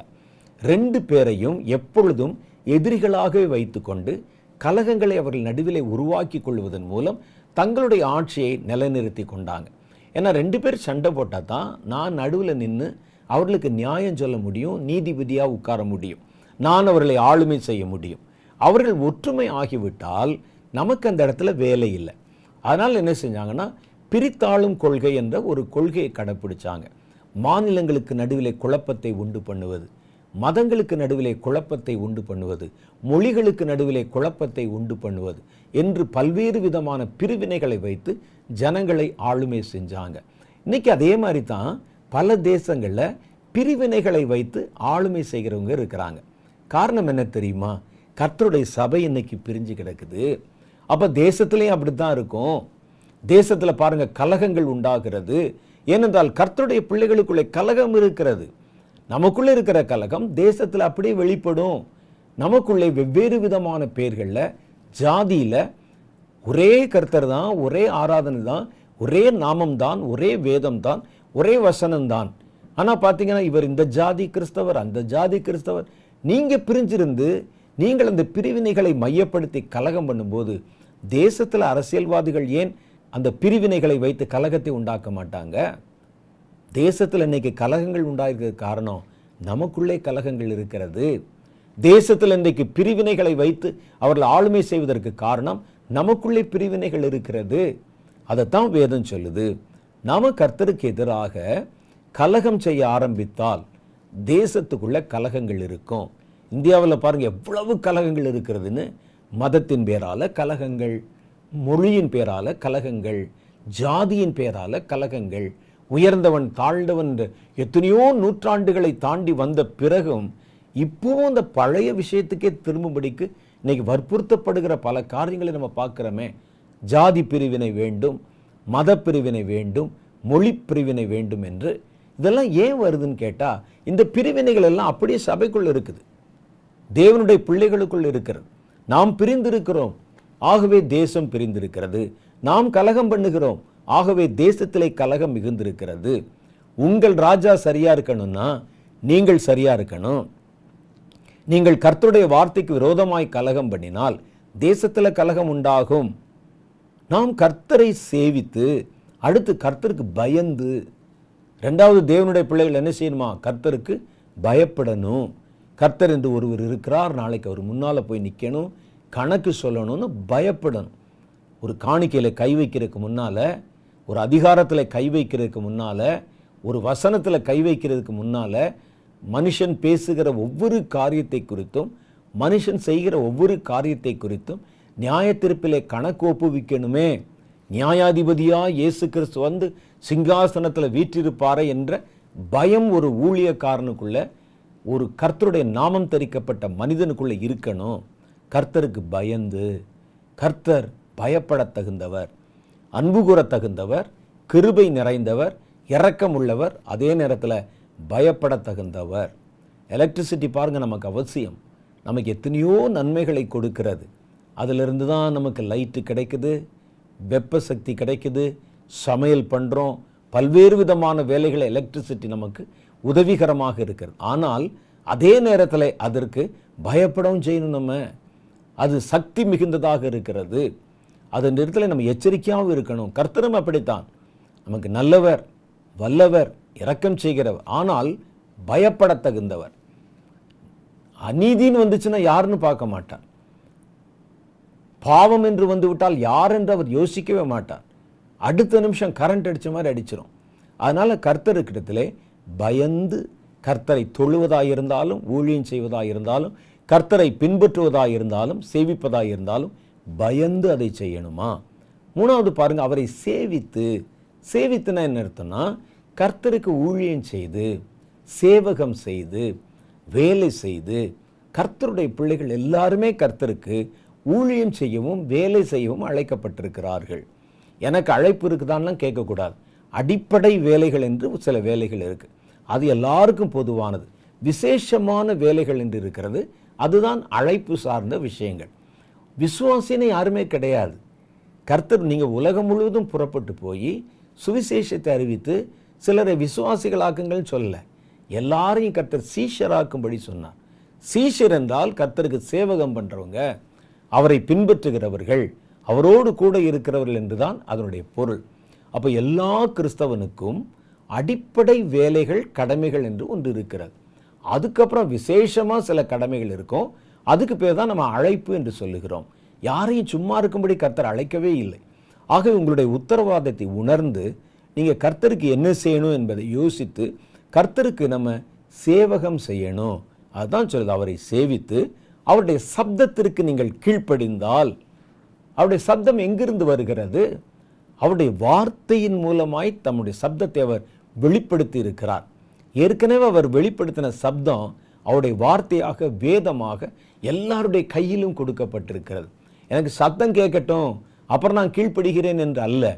சில விசேஷமான சமயங்களில் விசேஷமான மனிதரிடத்தில் விசேஷித்த காரியங்களை பேசும்போது கர்த்தர் தம்முடைய சப்தத்தின் மூலம் அவர்களிடத்தில் அவர் காரியங்களை எடுத்து பேசலாம். ஆனால் மற்ற எல்லாரிடத்திலும் அவர் பேசுவதற்கு ஆல்ரெடி அவருடைய சத்தத்தை பதிவு செய்து, எப்படி நாம் நம்முடைய சத்தத்தை பதிவு செய்து அதை உங்களுக்கு ஒரு ஒலித்தட்டாகவோ ஒரு யூடியூப் சேனல்லையோ நம்ம ஒளிபரப்பு செய்கிறோமோ, அது மாதிரி கர்த்தர் தம்முடைய சப்தத்தை ரெக்கார்ட் பண்ணி எழுத்து வடிவமாக்கி, வரி வடிவமாக்கி அதை உங்களுடைய கைகளிலே ஒரு புத்தகமாக தந்திருக்கிறார். வேதத்தை நீங்கள் ஆழமாக படித்து பார்க்க ஆரம்பித்தா அந்த வேதம் உங்களோட கூட பேசுவதை தெளிவாக உணர முடியும். அப்போ கர்த்தருடைய சப்தத்திற்கு செவி கொடுத்து கீழ்ப்படிந்து நீங்கள் கர்த்தருக்கு உண்மையாய் நடந்து கொண்டால் உங்களை ஆளுகிற ராஜாவும் அப்படியே நடந்து கொள்வான் என்று வேதம் சொல்லுகிறது. அப்போ நம்முடைய கடமை ஆளுகிறவர்களையும் ராஜாக்களையும் நேர்மையான பாதையில் நடத்தணும். அவங்க நல்ல ராஜாவாக இருக்குன்னு நினச்சா நீங்கள் ஒரு நல்ல கிறிஸ்தவனாக இருக்கணும். அவர்கள் நியாயமான ஒரு அரசியல்வாதிகளாக இருக்குன்னு நினச்சா நீங்கள் நியாயமான ஒரு கிறிஸ்தவனாக இருக்கணும். உங்களுக்கும் அதற்கும் ஒரு தொடர்பு இருப்பதாக 1 சாமுவேல் புஸ்தகம் 12வது அதிகாரம் 14வது வசனம் சொல்லுகிறது. சரி, 2வது காரியத்துக்குள்ளே நம்ம போவோம். 2வது, கர்த்தருடைய பிள்ளைகள் ஒரு தேசத்தில் இருந்தால் அவங்க செய்ய வேண்டிய மிக முக்கியமான ஒரு கடமை தேசத்திற்காக ஜெபம் பண்ணுவது. எப்படி உங்கள் குடும்பத்துக்கு ஜெபம் பண்ணுறீங்களோ, உங்களுக்கு ஜெபம் பண்ணுறீங்களோ, உங்கள் சபைக்கு ஜெபம் பண்ணுறீங்களோ, அதே மாதிரி உங்களுடைய தேசத்திற்காக நீங்கள் தொடர்ந்து ஜெபம் பண்ணணும். அந்த கடமை யாரும் மறக்கவே கூடாது. சில காலங்களுக்கு முன்னால் தேசத்துக்கு ஜெபம் பண்ணுவதெல்லாம் ரொம்ப குறைவாக இருந்தது. எனக்கு தெரியும், நான் ரட்சிக்கப்பட்ட புதுசிலெல்லாம் கிறிஸ்தவர்களில் பெரும்பான்மையானவர்கள் அரசியல் பற்றியோ தங்களை சுற்றி நடக்கிற நிகழ்வுகள் பற்றியோ கவனமற்றவர்களாகத்தான் இருப்பாங்க. பல செய்திகள் அவங்களுக்கு தெரியவே தெரியாது. அவர்களுக்கு ஆபத்து வராத வரைக்கும் அவர்கள் எதை குறித்தும் கவலைப்படாதவர்களாக இருந்தாங்க. இப்போ சமீபமாக கொஞ்ச காலமாக தான் தேசத்தில் நடக்கிற நிகழ்வுகளை கண்டறிந்து அதற்காக ஜெபிக்க ஆரம்பிச்சிருக்கிறாங்க. இந்த நிலை இன்னும் தீவிரமாக்கப்பட வேண்டும். ஒரு தேசத்தில் இருக்கிற நாம் அந்த தேசத்திற்காக ஜெபிக்கவும் மன்றாடவும் அழைக்கப்பட்டிருக்கிறோம் என்பதை தெளிவாக நீங்கள் புரிந்து கொள்ளணும். நான் இதை குறித்து ஏற்கனவே இந்த செய்தியினுடைய துவக்கத்தில் சொல்லிட்டேன். கர்த்தருடைய நாமம் தரிக்கப்பட்ட தேவனுடைய பிள்ளைகள் தான் அந்த தேசத்திற்கும் தேவனுக்கும் இடையில ஒரு இணைப்பு பாலமாக இருக்கிறவர்கள். இவங்களை வச்சு தான் கர்த்தர் இந்த தேசத்தில் தாம் செய்ய நினைக்கிற ஒரு காரியத்தை செய்ய முடியும். இவர்களை வைத்து தான் கர்த்தர் அந்த தேசத்தை தம்முடைய ஆசீர்வாதத்தினாலே நிரப்ப முடியும். இவங்களை தாண்டி வேற எதனாலே செய்ய முடியாது. மற்றதெல்லாம் மனித முயற்சிகளால், மனிதர்களுடைய பணத்தினால, மனிதர்களுடைய திட்டங்களால் தான் சாத்தியமாகும். தேவனுடைய பிள்ளைகள் தான் தேவனை கொண்டு நன்மைகளை அந்த தேசத்துக்குள்ளே கொண்டு வருவதற்கு ஒரு வடிகாலாக, ஒரு பாதையாக அவர்கள் இருக்கிறார்கள் என்பதை தெளிவாக புரிந்து கொள்ளணும். அதற்கு மிக முக்கியமான காரியம் நமக்கு என்ன தேவைன்னா ஜெபம். ஒரு தேசத்தை நீங்கள் கண்ணும் கருத்துமாக கவனிக்கணும். உங்கள் குடும்பத்தை எப்படி நீங்கள் கவனிக்கிறீர்களோ, உங்களை நீங்கள் எப்படி கவனித்துக் கொள்ளுகிறீர்களோ, அதே போல நாம் வாழ்கிற தேசத்தையும் நாம் கவனத்தில் வைக்க வேண்டும். தேசத்தில் இப்போ என்ன நடந்துட்டு இருக்கு, இப்போ என்ன ட்ரெண்டு, என்ன பிரச்சனை வருகிறது, எதை குறித்து தேசம் இன்றைக்கு கவலைப்பட்டு கொண்டிருக்கிறது, ஆளுகளுடைய மனசில் இருக்கக்கூடிய பயம் என்ன, இன்னைக்கு தேசத்தில் என்னென்ன ஆபத்துகள் வருவதற்கு வாய்ப்பு இருக்கிறது, என்னென்ன ஆபத்துகள் எல்லாம் மெல்ல நுழைய ஆரம்பித்திருக்கிறது, இதெல்லாம் நம்ம கண்ணும் கருத்துமாக கவனித்து அதற்காக கர்த்தரிடத்திலே மன்றாடி உதவியும் ஒத்தாசையும் கேட்பது நம்மேல் விழுந்த ஒரு கடமையாக இருக்கிறது. ஒரு தேசத்தில் இருந்து கொண்டு நீங்கள் அந்த தேசத்தின் காரியங்களுக்காக ஜெபிக்காமல் இருந்தால் அந்த தேசத்துக்கு நீங்கள் துரோகம் பண்ணுகிறீர்கள். யாரு? கர்த்தருடைய நாமம் தரிக்கப்பட்ட கர்த்தருடைய ஜனங்கள். கர்த்தருடைய ஜனம் தேசத்துக்கு ஜெபம் பண்ணலைன்னா அந்த தேசத்துக்கு நீங்கள் துரோகம் பண்ணுகிறீர்கள். ஏன்னா உங்களை வழியாக தான் கர்த்தர் ஒரு காரியத்தை தேசத்தில் செய்ய முடியும். உங்கள் அரசியல்வாதிகளை வைத்தல்ல, அங்கே இருக்கக்கூடிய விஞ்ஞானிகளை வைத்தல்ல, வியாபாரிகளை வைத்தல்ல, ஞானிகளையும் கல்விமான்களையும் வைத்தல்ல, அந்த தேசத்தில் இருக்கிற கர்த்தருடைய நாமம் தரிக்கப்பட்ட ஜனங்களை வச்சு தான் கர்த்தர் இந்த தேசத்தில் ஒரு கிரியை செய்ய முடியும். கர்த்தர் செய்கிற கிரியைகளுக்கும் மனிதர்கள் சேர்ந்து கொண்டு மனித முயற்சிகளை செய்கிற கிரியைக்கும் வித்தியாசம் இருக்கிறது. அப்போ தேவனிடத்திலிருந்து ஒரு நிமிஷத்தில் ஒரு மாறுதல் வந்துவிடும். தேவனுடைய வல்லமை, கர்த்தருடைய மகிமை வெளிப்பட்டால் ஒரு நொடியிலே ஒரு மாறுதல் வந்துவிடும். மனிதர்கள் பல நாட்கள் ஆராய்ச்சி பண்ணி, பல பேர் உட்கார்ந்து அவைகளை ஆலோசனை பண்ணி ஒரு காரியத்தை, ஒரு திட்டத்தை அமல்படுத்துவதை விட தேவன் நினைத்தால் ஒரு இமைப்பொழுதிலே, ஒரு நொடி பொழுதிலே தேசத்தினுடைய தலையெழுத்தை மாற்றி அமைத்து விட முடியும். இஸ்ரேலில் அப்படித்தான் நடந்தது. கொடிய பஞ்சம். ராஜா வீட்டில் முதற்கொண்டு சாப்பிட்றதுக்கு வழி இல்லை. ராஜாவுடைய வீட்டில் இருக்கக்கூடிய குதிரைகளுக்கு கொடுக்க கூட கொள்ளு கிடைக்கல. அந்த மாதிரி ஒரு சூழ்நிலை. அந்த நேரத்தில் தேவனுடைய மனிதன் கர்த்தருடைய வார்த்தை சொல்லுகிறான். நாளைய தினம் இதே நேரத்தில் இந்த தேசத்தில் ஒரு படி கோதுமை குறைந்த பணத்துக்கு, ₹1 வச்சுங்களேன், ஒரு படி கோதுமை ₹1 கிடைக்கும். இப்போ ₹10,000 கிடைச்சா கூட ஒரு படி கோதுமை வாங்குவது முடியாத ஒரு காரியம். ராஜாவே வயிற்றுல ஈரத்துணியை கட்டி கொண்டு, இடுப்பில் இரட்டை உடுத்தி கொண்டு, அங்கே இருக்கக்கூடிய ஒரு கொடிய பஞ்ச காலம், தங்கள் பிள்ளைகளை கூட கொன்று சாப்பிட்றாங்க. அந்த மாதிரி ஒரு சூழ்நிலை. அப்படிப்பட்ட நேரத்தில் மழையும் பெய்யல, விதைக்கவும் இல்லை. தேசத்தை சூழ எதிரி நாட்டு அந்த வீரர்கள் வந்து முற்றுகை போட்டிருக்கிறாங்க. ஒருத்தர் அந்த தேசத்தை தாண்டி உள்ளே வர முடியாது, எருசலேமுக்குள்ளே வர முடியாது. அதனுடைய அலங்கத்தை சுற்றிலும் எதிரி படைகள் இருக்கிறது. எப்படி அடுத்த நாள் இதே நேரத்தில் ஒரு படி கோதுமை ₹1, ஒரு படி வார் கோதுமை 50 பைசாக்கும், ₹1/2 உங்களுக்கு இந்த இடத்துல கிடைக்கும் அப்படின்னு கர்த்தருடைய வார்த்தை சொல்லுகிறது. உடனே எல்லாரும் அதை நம்புவதா நம்பாமல் போவதா? ஒரு பிரதானி சொன்னான், கர்த்தர் வானத்தின் மதகுகளை திறந்தா கூட இது நடப்பதற்கு வாய்ப்பில்லை என்றான். அப்போ தேவ மனிதன் சொல்லுகிறார், நாளைக்கு நடக்கும், உன் கண்ணால் பார்ப்ப, ஆனால் நீ அதில் சாப்பிட மாட்டே என்றான். பாருங்கள், அதே போல ஒரே நாளில் கர்த்தர் அந்த தேசத்தினுடைய நிலைமையை மாற்றி போட்டார். அன்று இரவிலே எதிரி நாட்டு படைகள் அந்த தேசத்தை சுற்றிலும் முகாமிட்டு இருக்கிறாங்க. அந்த நாட்களில் பார்த்தீங்கன்னா அந்த தேசம், அந்த பெரிய எருசலேம் பட்டணத்தை சுற்றி ஒரு பெரிய மதில் எழுப்பப்பட்டிருக்கும், பெரிய கோட்டைகள். அவருடைய கதவுகளை அடைத்து கொள்வார்கள். எதிரி நாட்டு இராணுவங்கள் வந்து அந்த பட்டணத்தை சுற்றிலும் படையெடுத்து நின்று விட்டார்கள். கதவு பூட்டிட்டாங்க, உள்ளே மாட்டிக்கொண்டார்கள். எருசலேமில் இருக்கிற ஒரு பெரிய பிரச்சனைனா குடிக்கிறதுக்கு தண்ணி கிடைக்காது.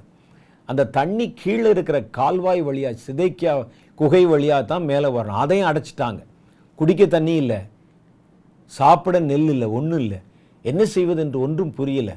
இப்படிப்பட்ட சூழ்நிலை நாட்கள் கடக்கிறது. பஞ்சம் வந்து விட்டது.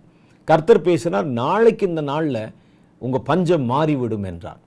எப்போ விற்கிற விலையை விட மிக குறைந்த விலையிலே நாளைக்கு உணவுப் பொருட்கள் கிடைக்கும் என்று கர்த்தர் வாக்கு பண்ணி விட்டார். எப்படி இருக்கு யோசிச்சு பாருங்க. அன்று இரவிலே கர்த்தர் ஒரு அற்புதம் செய்தார். என்ன செய்தார்? எதிரி நாட்டு படைகள் இருக்கு பாருங்க, அவர்கள் தங்கி இருக்கிற இடத்துல ரதங்கள் ஓடுகிற ஓசையை கர்த்தர் எழுப்பினார். ரதங்கள் ஓடலை, ஆனால் ரதங்கள் ஓடினா அப்படி இருக்கும், விடாத பிடிங்க, கட்ட கட்ட கட்டன்னு ஓடுது. குதிரை கத்துற சத்தம், பட்டயங்களை உருவுகிற சத்தம், ஏதோ ஒரு பெரிய படை அவர்கள் மேல் வர்ற மாதிரி ஒரு சத்தம் மாத்திரம் அங்கே உண்டாகிறது. உடனே அங்கே எதிரிகள், இந்த நாட்டை முற்றுகை போட்டிருந்தவர்கள் கலக்கத்தோட தூக்கத்தில் எழும்பி, அவனுக்கு ஒன்றும் புரியலை. இந்த உள்ளே இருக்கிற ராஜா வேறு தேசத்து ராஜாக்களோட சம்பந்தம் கலந்து நம்மை நடுவில் கொல்லுவதற்கு முயற்சி பண்ணிவிட்டான். அந்த படைகள் வந்து விட்டது, எலும்புகள் ஓடலாம் என்று சொல்லி வெறும் சத்தத்தை கேட்டே அவர்கள் எல்லாம் தங்களுடைய கூடாரங்களை விட்டு ஓடி போனார்கள். எல்லாம் போட்டபடி, ஒருத்தன் இல்லை. அப்போ அந்த சத்தம் எவ்வளோ கேட்டுருங்க யோசிச்சு பாருங்க. இதுதான் கர்த்தர் செய்கிற காரியம். அந்த சத்தத்தை கேட்டு எல்லாரும் ஓடிட்டாங்க. ஒருத்தர் கூட பின்னால் யார் வர்றா விரட்டுறா திரும்பி கூட பார்க்கல. அவ்வளோ கொடூரமான சத்தங்கள் கேட்டது. காலையில் எல்லாம் போட்டபடி அந்த கூடாரங்கள், ஆயிரக்கணக்கான லட்சக்கணக்கான கூடாரங்கள், அவ்வளோ வீரர்கள் தங்கியிருந்த கூடாரங்கள் அப்படியே போட்டிருக்கு. 4 குஷ்டரோகிகள் பசி தாங்க முடியல. ராஜாவுக்கே சாப்பாடு இல்லைன்னா அடுத்த ஒரு இடத்துல இறந்து உண்டு வாழும் இந்த ஏழை குஷ்டரோகிகளுக்கு என்ன கிடைக்க போகுது யோசிச்சு பாருங்க. அவர்கள் பார்த்தாங்க, இனி பசி பொறுக்க முடியல, உள்ளே இருந்தாலும் சாவுதான், வெளியே போனாலும் சாவுதான். நம்ம என்ன செய்வோம்? இந்த எருசலேம் அலங்கத்தில் ஒரு சின்ன ஒரு ஹோல் இருக்கு, ஓட்டை, அது வழியாக வெளியே போய் எதிரிகள் தங்கி இருக்கிற இராணுவ முகாமுக்குள்ளே போவோம். அவங்க நம்ம நிலைமையை பார்த்து குஷ்டரோகிகள் என்று பார்த்து இறக்கப்பட்டு ஏதாவது நமக்கு சாப்பிட கொடுத்தா சாப்பிடுவோம். இல்லை நீங்கள் குஷ்டரோகியாக இருந்தாலும் எதிரிதான் என்று சொல்லி வெட்டி போட்டாலும் செத்து போவோம் வாங்கன்னு சொல்லி 4 குஷ்டரோகிகள் உள்ளே போனாங்க. உள்ளே போய் அவர்களுடைய கூடாரங்களை பார்க்கும்போது கூடாரங்கள் எல்லாம் திறந்தபடி, போட்டபடி, சாப்பிட்டபடி போட்டு கிடக்கு. இவர்களுக்கு ரொம்ப ஆச்சரியம். முதல்ல வயிறு முட்டை முழுவதுமாக உண்டார்கள், சாப்பிட்டாங்க, சந்தோஷம். அப்போ அவர்கள் 4 பேரில் ஒருத்தன் சொன்னால், நம்ம செய்கிறது நியாயம் இல்லை, தேசம் பட்னியாக கிடக்குது, ஜனங்கள் பட்னியாக இருக்கிறாங்க, இது நற்செய்தி அறிவிக்கிற நாள், நம்ம மாத்திரம் சாப்பிட்டா குற்றம் நம்ம மேலே சுமரும் என்று சொல்லி வாங்க ராஜாவிடத்தில் போய் சொல்லலாம் என்றார். ராஜாவிடத்தில் போய் சொன்னாங்க, ராஜா, நாங்கள் எதிரி நாட்டு இராணுவம் தங்கியிருந்த முகாமுக்குள்ளே போனோம், ஒரு ஆளும் அங்கே இல்லை, எல்லாம் போட்டபடி இருக்குது, நாம் போய் அவைகள் எல்லாவற்றையும் கொள்ளையடித்து எடுத்துக்கொள்ளலாம் என்று. அதே மாதிரி ராஜாவும் வீரர்களும் ஜனங்களும் புறப்பட்டு போய் எல்லாத்தையும் அள்ளிட்டு வந்தாங்க.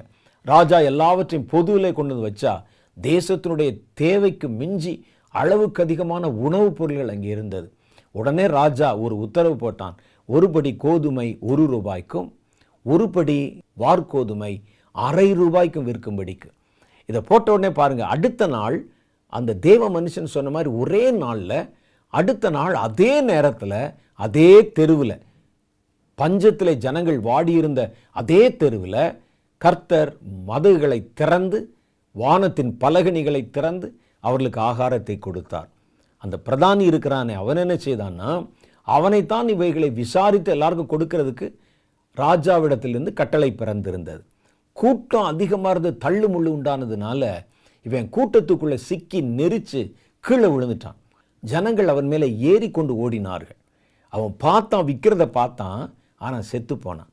கர்த்தருடைய வார்த்தை சொன்னது அப்படியே நிறைவேறிற்று.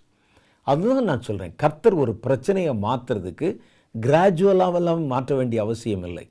அவர் நினைத்தால் ஒரு இமைப்பொழுதிலே, ஒரு நொடி பொழுதிலே அதை மாற்றிவிட முடியும்.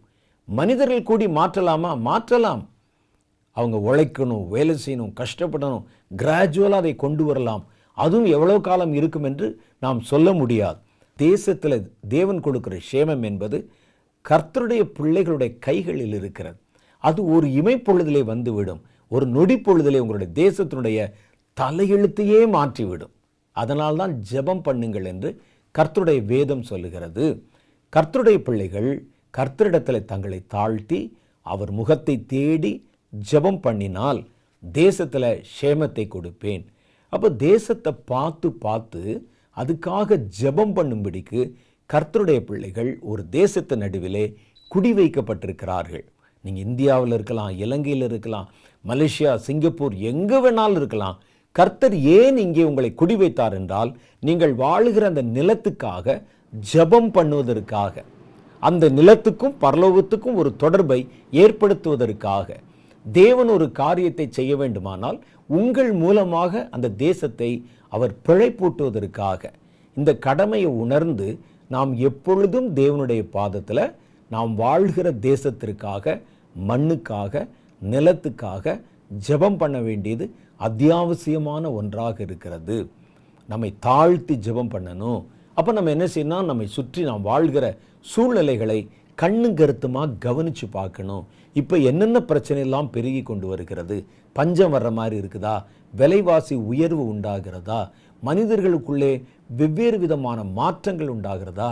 கடத்தல் பெருகி இருக்கிறதா? நிறைய பாவங்கள் பெருகி இருக்குதா? என்னெல்லாம் வருகிறது என்று பார்த்து அவைகளுக்கு எல்லாவற்றுக்காக திறப்பிலே நின்று நீங்கள் ஜெபம் பண்ணத்தான் கர்த்தர் உங்களை இந்த தேசத்திலே வைத்திருக்கிறார். ஒருவேளை நீங்கள் இந்தியர்களாக இருக்கலாம். உங்களை கர்த்தர் குடிபெயர பண்ணி வேறொரு தேசத்தில் குடி வச்சா கூட கர்த்தர் உங்களை எந்த தேசத்தில் நிலைநாட்டினாரோ அந்த தேசத்துக்கு நீங்கள் உத்தரவாதம் பண்ண வேண்டும் என்பதே கர்த்தருடைய எதிர்பார்ப்பு. அப்போ நான் ஏற்கனவே சொன்ன மாதிரி யார் தேச துரோகி தெரியுமா? கர்த்தருடைய நாமம் தரிக்கப்பட்டவர்களே, தேசத்திற்காக ஜெபிக்காதவன் எவனும் தேச துரோகி. ஒருவேளை உங்களை பிடிச்சி யாரும் ஜெயிலில் போட போகிறதில்ல, உலக பிரகாரமாய் உங்களை தேச துரோகி என்று குற்றஞ்சாட்ட போகிறதில்ல. ஆனால் பரலோகம் கண்டிப்பாக சொல்லும், நீ வாழ்கிறதுக்கு ஒரு தேசத்தை கொடுத்தேன், அந்த தேசத்தின் தண்ணியை குடிக்கிற, அந்த தேசத்தினுடைய விளைச்சலை புசிக்கிற, அந்த தேசத்தில் உன்னுடைய வீடுகளை கட்டி இருக்கிறாய், உன் பிள்ளைகளை பெற்றிருக்கிறாய், அந்த தேசத்துக்கு நீ ஜெபமே பண்ணலை. நீ அந்த தேசத்தை பொறுத்தளவில் தேசத்திற்கு துரோகம் செய்த ஒரு துரோகி என்பார் கர்த்தர். அதனால் நம்ம என்ன செய்யணும், ரெகுலராக நம்ம வாழ்கிற தேசம், நாம் வாழ்கிற மாநிலம், நாம் வாழ்கிற நம்மை சுற்றி இருக்கிற ஜனங்கள், நம்முடைய சமுதாயம் எல்லாவற்றுக்கும் ஜெபிப்பது நம்முடைய பிரதானமான கடமைகளில் ஒன்று. மூணாவது காரியம் என்ன செய்யணும்னா, தேசத்தில் வருகிற இருள், சாத்தான் அந்த தேசத்தை பிடிக்க முற்படும்போது நீங்கள் அந்த தேசத்திற்கு வெளிச்சத்தை உண்டு பண்ணுவதற்காக கர்த்தர் உங்களை அங்கே ஏற்படுத்தி வைத்திருக்கிறார். இதுதான் ரொம்ப முக்கியமான காரியம். கர்த்தர் நம்ம ஏன் ஒரு தேசத்தில் வச்சிருக்கிறார்னா, அந்த தேசத்திற்கு வெளிச்சத்தை உண்டு பண்ண. அந்த தேசத்தில் எப்போ எந்த சூழ்நிலையில் இருள் வந்து விடலாம் என்ற ஒரு நிலைமை அந்த தேசத்தில் எப்பொழுதும் இருக்க ஆரம்பிக்கும். கர்த்தர் சொல்றாரு, அந்த தேசத்தில் வெளிச்சத்தை கொண்டு வரத்தான் நான் உங்களை இந்த தேசத்தில் வைத்திருக்கிறேன் என்கிறார். கர்த்தர் நமக்கு கொடுத்திருக்கிற கடமைகளில் பிரதானமான ஒன்று தேசத்தை வெளிச்சமாக்குவது. தேசத்தில் இருள் சூழ்கிற காலங்களில் எல்லாம், அல்லது தேசத்தை இருள் பற்றி கொள்ளாமல் இருக்கும்படிக்கு, இருளில் பலவேறு விதங்கள் இருக்கிறது. இயற்கையாகவே உண்டாகக்கூடிய இருள் இருக்கிறது, சாத்தானாலே கொண்டு வரப்படக்கூடிய இருள் இருக்கிறது. தேசத்தில் இருள் பற்றி கொள்ளாதபடிக்கு கர்த்தர் தேசத்து நடுவிலே உங்களை வெளிச்சமாய் வைத்திருக்கிறார். அதை நம்ம நல்லா தெரிஞ்சுக்கிறணும். தேசத்தில் ஏன் இருள் இருக்கிறது? இருள்னா என்ன பாருங்க, இருள்னா அடுத்து என்னங்கிறதே நமக்கு எதுவும் புலப்படாது. கண்ணை கட்டி காட்டில் விட்ட மாதிரின்னு சொல்லுவாங்க. அது மாதிரி ஒரு இருள் வரும்போது தேசத்தில் அடுத்து என்ன செய்வது என்று ஒரு முடிவெடுக்க முடியாமல் ஒரு திகைப்பு உண்டாகும். இன்றைக்கு இந்திய தேசத்தை பாருங்க, அடுத்து என்ன நடக்கும் யாருக்கும் தெரியல. எல்லாருடைய மனதையும் பயம் பிடித்து இருக்கிறது. விலைவாசி ஒரு பக்கம் உயர்ந்து கொண்டே போகிறது, வரி சுமை பெருகி கொண்டே வருகிறது. தேசத்தில் இனி எத்தனை நாள் வரைக்கும் இந்த நல்ல சுமூகமான சூழ்நிலை இருக்கும் என்று யாருக்கும் தெரியல. அடுத்து இதே மாதிரி ஒரு கொரோனா போன்ற ஒரு கொடிய காலங்கள் வந்துவிட்டால் தேசத்தினுடைய பொருளாதாரம் எங்கே போகும் என்று யாராலும் கணிக்க முடியல. அடுத்து என்ன நடக்கும், இதுக்கு என்ன செய்வது? எல்லாரும் கையை பிசைந்து கொண்டிருக்கிற ஒரு நேரம். இந்த இருள் சூழ்கிற காலங்களில் தேசத்தில் எப்பொழுதும் ஒரு வெளிச்சம் இருக்க வேண்டும் என்பதற்காக கர்த்தர் தம்முடைய பிள்ளைகளை அந்த தேசத்தின் நடுவிலே வைத்திருக்கிறார். அந்த வெளிச்சம் இருட்டா போயிடுச்சுன்னா கூட தேசம் இருண்டு போய்விடும். தேசத்தின் நடுவிலே கர்த்தர் தம்முடைய பிள்ளைகளை வெளிச்சமாக வைத்திருக்கிறார். அப்போ முதல்ல நீங்கள் ஒரு லைட், ஒரு வெளிச்சம். நீங்கள் முற்காலங்களில் அந்தகாரமாக இருந்தீர்கள், இப்பொழுதோ நீங்கள் வெளிச்சத்தின் பிள்ளைகளாக இருக்கிறீர்கள் என்று கர்த்தருடைய வேதம் நம்மை பற்றி சொல்லுகிறது. எபேசியர்களின் நிருபம் 5வது அதிகாரம் 8வது வசனத்தில், முற்காலத்தில் நீங்கள் அந்தகாரமாக இருந்தீர்கள். அந்தகாரம்னா உங்களுக்கு தெரியும், கையை பக்கத்தில் வச்சு பார்த்தா கூட தெரியாது, அவ்வளவு மையிருட்டு. நீங்கள் முற்காலத்தில் அந்தகாரமாக இருந்தீர்கள், இப்பொழுதோ கர்த்தருக்குள் வெளிச்சமாக இருக்கிறீர்கள். நீங்கள் ஏன் வெளிச்சமாக்கப்படணும்? அதை முதல்ல சொல்லுங்கள். வெளிச்சத்தின் பிள்ளைகளைப் போல நடந்து கொள்ளுங்கள். ஏன் வெளிச்சமாக்கப்பட வேண்டும்? யோசிச்சு பாருங்க. வெளிச்சத்தின் தேவை இருட்டில் தான் தேவை. நீங்கள் போய் பரலோகத்தில் போய் நீங்கள் பரலோகத்தை வெளிச்சமாக்க போகிறது இல்லை. கர்த்தர் எங்களை ஏன் வெளிச்சமாக்கினார்? நாங்கள் பரலோகத்துக்கு போவதற்காக. ஏன் பரலோகத்தில் வெளிச்சம் இல்லையா? சொல்லுங்க. பரலோகத்தில் இரவே கிடையாது, 24 மணி நேரம் வெளிச்சம். கர்த்தர் அதற்கு நித்திய வெளிச்சமாக இருக்கிறார். சூரியன் வர நேரத்தில் ஒரு ஸ்ட்ரீட் லைட் போட்டால் ஏதாவது பிரயோஜனம் இருக்குமா? அந்த லைட்டு எரியுதா எரியலையானே தெரியல. நீங்கள் வெளிச்சமாக்கப்பட்டது பரலோகத்தில் போய் வெளிச்சம் கொடுப்பதற்காக அல்ல, இருளிலே பிரகாசிப்பதற்காக. கர்த்தருடைய ஒளி இருளில் பிரகாசித்தது என்று வேதத்தில் எழுதியிருக்கிறது. இருளானது அதை பற்றி கொள்ளவில்லை. முற்காலத்திலே நான் அந்தகாரமாய் இருந்தேன், இப்பொழுது வெளிச்சமாக்கப்பட்டிருக்கிறேன். ஏன்? வெளிச்சத்தின் ராஜ்யத்தில் போய் நான் அங்கே வெளிச்சமாய் இருப்பதற்கு. வெளிச்சத்தின் ராஜ்யத்தில் உங்கள் வெளிச்சம் எதுக்கியா? யோசிச்சு பாருங்க. எதுக்கு நீங்கள் போய் பரலோகத்தை வெளிச்சமாக்க போறீங்களா? அதுக்கு இல்லை. கர்த்தர் உங்களை வெளிச்சமாக்கினது இருளுள்ள இடத்திலே ஒளியை உங்கள் மூலம் கர்த்தர் வெளிப்படுத்துவதற்காக. இருள் நிறைந்த பூமியிலே கர்த்தர் உங்களை வெளிச்சமாய் வைத்திருக்கிறார். நீங்கள் வெளிச்சத்தின் பிள்ளைகளாய் நடந்தால் உங்கள் மூலம் ஒரு வெளிச்சம் தேசத்தை ஒளிமயமாக்கும். உங்களுக்கே தெரியாது. அந்த லைட், நீங்கள் வெளிச்சத்தின் பிள்ளைகளாக நடந்தால், உங்களுக்குள்ளே இருக்கிற வெளிச்சம் பெருகினால், உங்களுக்குள்ள இருக்கிற வெளிச்சத்தை நீங்கள் அதிகரித்து கொண்டால், உங்கள் தேசத்தை உங்கள் மூலம் உண்டாகிற ஒளி, அந்த வெளிச்சம் அது அப்படியே பரவ ஆரம்பிக்கும். இருட்டில் தானே வெளிச்சம் தேவை. எப்போ மெழுகுவர்த்தியை தேடுவோம்? கரண்ட்டு போச்சுன்னா மெழுகுவர்த்தியை தேடுவோம். கரண்ட் இருந்தால் யாராவது மெழுகுவர்த்தி தேடுவாங்களா? தேட மாட்டாங்க. அப்போ கர்த்தர் உங்களை வெளிச்சமாக்கினது இருளை வெளிச்சமாக்குவதற்காகத்தான். கர்த்தர் உங்களை வெளிச்சமாக்கினார், வெளிச்சத்தை வெளிச்சமாக்குவதற்கல்ல. அது ஆல்ரெடி வெளிச்சமாக இருக்குது. வெளிச்சத்தோடு வெளிச்சமாக நீங்கள் இணைவீர்கள், அது அப்புறம். ஆனால் நீங்கள் அங்கே போய் பரலோகத்தில் ஒளி கொடுக்க போகலை. நீங்கள் பூமியிலே ஒளி கொடுப்பதற்காய்த்தான் கர்த்தர் உங்களை அந்தகாரத்தில் பிரகாசிக்கிற விளக்குகளாக, வெளிச்சங்களாக மாற்றினார். அப்போ தேசத்தில் இருக்கிற தேவனுடைய பிள்ளைகள் ஒளியின் பிள்ளைகளாக, வெளிச்சத்தின் பிள்ளைகளாக நடந்து கொள்ள வேண்டும் என்று கர்த்தருடைய வேதம் நம்மை குறித்து எதிர்பார்க்கிறது. ஒரு சபை ஒளியை கொடுக்கிற சபையாய் இருந்தால், ஒரு ஊழியம் ஒளியை கொடுக்கிற ஊழியமாய் இருந்தால், ஒரு கிறிஸ்தவன் வெளிச்சத்தை கொடுக்கிற ஒரு கிறிஸ்தவனாய் இருந்தால், அவனுடைய வெளிச்சம் அவனை சூழ இருக்கிற இடங்களில் எல்லாம் ஒரு ஒளியை உண்டாக்கிவிடும். தேசத்தில் இருள், அந்தகாரம் வருவதற்கு முன்பாக ஒளியினால் தேசத்தை நிரப்ப கர்த்தர் முதல்ல உங்களை ஒளியாய் மாற்றி இருக்கிறார். அப்போ நான் அந்த வெளிச்சத்தின் மேல் வெளிச்சம் அடைவது எப்படி? எனக்குள்ள கர்த்தர் ஒரு லைட்டு கொடுத்துருக்கிறாரு. அந்த லைட்டை நான் இன்னும் பிரகாசமாக்குவதற்கு, பிரைட் ஆக்குவதற்கு, வெளிச்சத்தில் நடந்து கொள்வதற்கு நான் என்ன செய்யணும்? வெளிச்சத்தின் பிள்ளைகளாக நடக்க நாம் என்ன செய்யணும்னு எபேசியர்களின் நிருபம் 5வது அதிகாரம் 9, 10, 11 ஆகிய வசனங்கள் சொல்லுகிறது. ஆவியின் கனி சகல நற்குணத்திலும் நீதியிலும் உண்மையிலும் விளங்கும். கர்த்தருக்கு பிரியமானது இன்னதென்று நீங்கள் சோதித்து பாருங்கள். கனியற்ற அந்தகார கிரியைகளுக்கு உடன்படாமல் அவைகளை கடிந்து கொள்ளுங்கள். கனியற்ற அந்தகார கிரியைகள், இதனால் எந்த வெளிச்சம் வராது, எந்த பிரயோஜனம் இருக்காது. கனி சார்ந்த ஒரு காரியம் அல்ல. கனி சார்ந்த காரியம்னா என்ன? ஒன்று அன்பு சார்ந்திருக்கணும், சந்தோஷம், சமாதானம், சாந்தம், தயவு, நற்குணம், விசுவாசம், இச்சையடக்கம், இப்படி இருக்கிற 9 கனிகள். இந்த கனிகளுக்கு உட்படாத கிரியைகள் இருந்தால் அவைகள் முதல்ல நீக்கப்பட வேண்டும். ஆவியின் கனி சகல நற்கிரிகளிலும் விளங்கும். கர்த்தருடைய பிள்ளைகளுக்குள்ளே இந்த ஆவியின் கனிகள் மிகுந்திருந்தால் அந்த வெளிச்சம் அவர்களுக்குள்ளே இருக்கும்.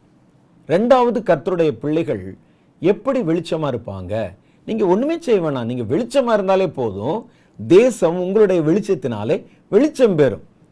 நீங்கள் இருண்ட ஒரு தேசத்துல விளக்குகளாக வெளிச்சங்களாக இருக்கத்தான் கர்த்தர் உங்களை அந்த தேசத்துல நிலைநாட்டி இருக்கிறார்.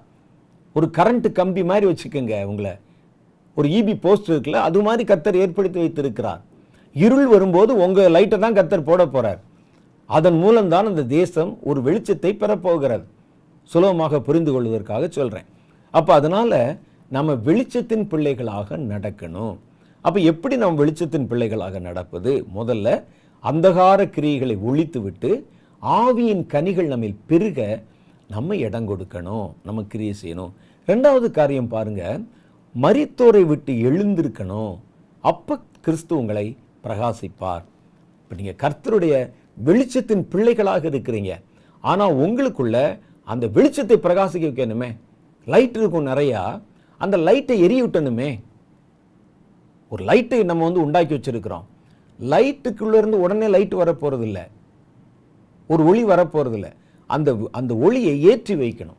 பாருங்கள், கர்த்தர் உங்களுக்குள்ளே உங்களை பிரகாசிக்க வைக்கணும். லைட்டு போடணும்னா நம்ம என்ன செய்யணுமா? வேதம் சொல்லுது எபேசியர் 5:14, ஆகையால் தூங்குகிற நீங்கள் எழுந்து மரித்தோரை விட்டு எழுந்திரு, அப்பொழுது கிறிஸ்து உன்னை பிரகாசிப்பிப்பார் என்று சொல்லி இருக்கிறார். கர்த்தர் என்ன சொல்றார்னா, முதல்ல உங்களுக்குள்ள இருக்கிறது தூக்கம். தூக்கம்னா நிர்விசாரம். கர்த்தருடைய காரியத்தில் அலட்சியம், ஜெபம் பண்றதுல அலட்சியம், உபவாசம் பண்றதுல அலட்சியம், பைபிள் படிக்கிறதுல அலட்சியம், ஊழியம் செய்யறதுல அலட்சியம். முதல்ல தூங்குகிற நீ விழித்து முதல்ல உணர்வடையுங்கள். முதல்ல நீங்க உணர்வடைங்க. ரெண்டாவது, நீங்க என்ன செய்யுங்கன்னா, மரித்தோரை விட்டு எழுந்திரீங்கள். உங்களை சூழ இருக்கிற கூடிய தொடர்புகள் எல்லாமே மரித்தவர்களோட ஒரு தொடர்பு இருக்குது. மரித்தோர் என்று யாரை சொல்லுறான்னா, முற்காலத்தில் பாவத்தில் மரித்தவர்களாக இருந்த உங்களை, பாவத்தில் மரித்து கிடக்கிறவர்களோட இருக்கிற தொடர்புகள், பாவத்தின் கிரியைகள், செத்த கிரியைகள், இவைகளை விட்டு எழுந்திரீங்கள், கர்த்தர் உங்களை பிரகாசிப்பிப்பார். நீங்க கர்த்தர் உங்களை லைட்டா மாத்திட்டா, உங்கள் நடுவில் இருக்கக்கூடிய லைட்டு தேசத்திற்கு ஒளியை கொடுக்கும். ஒரு தேசம் இருளடைந்து விடாமல் இருள் சூழ்கிற நேரத்தில் அதுல வெளிச்சத்தை ஏற்றத்தான் கர்த்தர் தம்முடைய பிள்ளைகளை வெளிச்சத்தின் பிள்ளைகளாக மாற்றி இருளுள்ள தேசங்கள்ல வைத்திருக்கிறார். அதுக்கு தான் வச்சிருக்கிறார். உங்களை இருட்டில் தானங்க லைட்டு தேவை, அதுக்கு தான் வச்சிருக்கிறார். சரி, ரைட். அடுத்த காரியம் பாருங்க, நாம் என்ன செய்யணுமா? எளியவர்களை விசாரிக்கணும். ஏழைகளிடத்துல பட்சாதாபமாக நடந்து கொள்ளணும். எளியவர்கள் மேல அக்கறை செலுத்த அவங்களை கவனிக்கணும். நமக்கு பசிக்கிற மாதிரி தான் அவனுக்கும் பசிக்கும், நமக்கு ஆசை இருக்கிற மாதிரி தான் அவனுக்கும் ஆசை இருக்கும். அதை உணர்ந்து கொள்ளணும். இதை செய்தால் கர்த்தருடைய ஒளி உங்களிடத்துல பிரகாசிக்கும் என்று வேதம் சொல்லுகிறது. எசையா தீர்க்கதரிசியின் புஸ்தகம் 58வது அதிகாரம் 10வது வசனத்துல, பசி உள்ளவனிடத்தில் உன் ஆத்துமாவை சாய்த்து. ஆத்துமா என்ன? உங்களுடைய எண்ணம், உங்களுடைய நினைவு, உங்களுடைய கவனம், இதெல்லாவற்றையும் ஆளுமை செய்யக்கூடியது பேர் தான் ஆத்துமா. இந்த ஆத்துமாவை முதல்ல அவங்க பக்கத்தில் சாயுங்க. ரோட்டில் எத்தனை பேரை பார்க்குறீங்க? உங்களை சுற்றி எத்தனை பேரை பார்க்குறீங்க? எளியவர்கள் உங்களோட எவ்வளோ பேர் உங்களுடைய பண்ணையில் வேலை செய்யலாம், ஆஃபீஸில் வேலை செய்யலாம், வீட்டில் வேலை செய்யலாம். கவனிங்கள் அவர்களை. அவர்களுக்கும் உங்களைப் போலவே தான் விருப்பம் இருக்கும். அவருடைய குழந்தைகளுக்கும் அதே போல் உங்களைப் போல தான் ஆசை இருக்கும். நாம் இதெல்லாம் பார்க்கணும், வாங்கணும், சாப்பிடணும், நல்லா இருக்கணும்னு அவர்களுக்கு ஆசை இருக்கும். அவர்களுக்கும் பசி இருக்கும், அவர்களுக்கும் குளிரும். இதெல்லாம் நம்ம கவனிக்கணும்னு சொன்னால், நம்ம ஆத்மாவை அவர்கள் பக்கத்தில் சாய்க்கும் போது தான் அதை நம்ம விளங்கி கொள்ள முடியும். நம்ம மேல் போக்கா பார்த்து கொண்டு யாரை பற்றியும் நம்ம கவலைப்படாமல் நம்மை பற்றியே நம்ம யோசித்து கொண்டு, நம்ம இடத்துல இப்போ இந்த கார் இருக்குது, அடுத்து என்ன கார் வாங்கலாம், இந்த பைக் இருக்குது, அடுத்து எந்த பைக் வாங்கலாம், நம்முடைய பிள்ளைகளுக்கு இது இருக்குது, இன்னும் என்ன வாங்கலாம் என்று சொல்லி நீங்கள் உங்கள் ஆத்மாவை உங்கள் பக்கமே சாய்க்கிற வரைக்கும் இருளும் அந்தகாரமும் நம்மை மூடிக்கொண்டிருக்கும். ஏசாயா 58:10 சொல்லுது, பசி உள்ளவனிடத்திலே முதல்ல உங்களுடைய கவனத்தை சாயுங்கள். பசி உள்ளவனிடத்திலே உன் ஆத்மாவை சாய்த்து சிறுமைப்பட்ட ஆத்மாவை திருப்தியாக்கினால் அவனை சந்தோஷப்படுத்தினா, அப்பொழுது இருளிலே உன் வெளிச்சம் உதித்து உன் அந்தகாரம் மத்தியானத்தை போல் ஆகுமா. பார்த்தீங்களா, நீங்க பிரைட் ஆகிறதுக்கு கர்த்தர் ஒரு வழியை சொல்லுகிறார், சுலபமான வழி. நீங்க பிரைட் ஆகணும். நீங்க பிரைட் ஆனா உங்களை சுற்றி இருக்கிற சமுதாயம், உங்கள் தேசம் வெளிச்சமாய் மாறும். ஒரு ஊழியம், ஒரு சபை, ஒரு கிறிஸ்தவன், ஒரு கிறிஸ்தவ குடும்பம், இதெல்லாம் வெளிச்சமாய் மாறினால் அந்த தேசம் வெளிச்சமாய் மாறிவிடும். ஒரு வீட்டில் ஒரு 10 லைட்டு போட்டாலே போதும், 10 இடத்துல அந்த வீடு முழுவதும் வெளிச்சமாகி விடுகிறது. அது மாதிரி தான் ஒரு தேசத்தில் தேவனுடைய பிள்ளைகள் வெளிச்சத்தை கொடுத்தாலே போதுமே, அந்த வெளிச்சம் நிரந்தரமாய் நீடித்து எரியுமே, இருளானது தேசத்தை பற்றி கொள்ளாமல் இருக்குமே. அப்போ நம்ம செய்ய வேண்டிய கடமை என்னன்னா, நாம் நம்மை வெளிச்சமாய் வைத்துக் கொள்வது தேசத்துக்கு நீங்கள் செய்கிற ஒரு பெரிய நன்மை என்பதை விளங்கிக் கொள்ள வேண்டும். பசி உள்ளவனிடத்தில் உன் ஆத்துமாவை சாய்த்து சிறுமைப்பட்ட ஆத்துமாவை திருப்தியாக்கணும். ஏதோ மிச்சத்தை பிச்சு போட்டதில்ல, சாட்டிஸ்ஃபை பண்ணினால் இருளிலே உன்னுடைய வெளிச்சம் உதித்து உன் அந்தகாரம் மத்தியானத்தை போல் ஆகும். மத்தியான நேரத்தில் எப்படி இருக்குமா லைட்டு, பவர்ஃபுல்லா, அது மாதிரி உங்களுடைய வெளிச்சமாகிவிடும் என்று வேதம் சொல்லுகிறது. அடுத்த காரியம் பாருங்க, ஏசாயா 51:4 சொல்றாரு, என் ஜனங்களே எனக்கு செவி கொடுங்கள், என் ஜாதியாரே என் வார்த்தையை கவனியுங்கள். வேதம் என்னிலிருந்து வெளிப்படும், என் பிரமாணத்தை ஜனங்களுக்குள்ளே வெளிச்சமாக ஸ்தாபிப்பேன். கர்த்தர் சொல்றாரு, என் வார்த்தையை நீங்கள் வார்த்தைக்கு செவி கொடுத்தால், என் வேதத்திற்கு முதலிடம் கொடுத்தால், அந்த வேதம் உங்களை பிரகாசமுள்ளதாக மாற்றும் என்று கர்த்தருடைய வேதம் நமக்கு சொல்லுது. அப்ப தேவனுடைய பிள்ளைகள் தங்களை பிரகாசமாய் வைத்துக் கொள்வது தேசத்துக்கு செய்கிற ஒரு பெரிய உபகாரம்.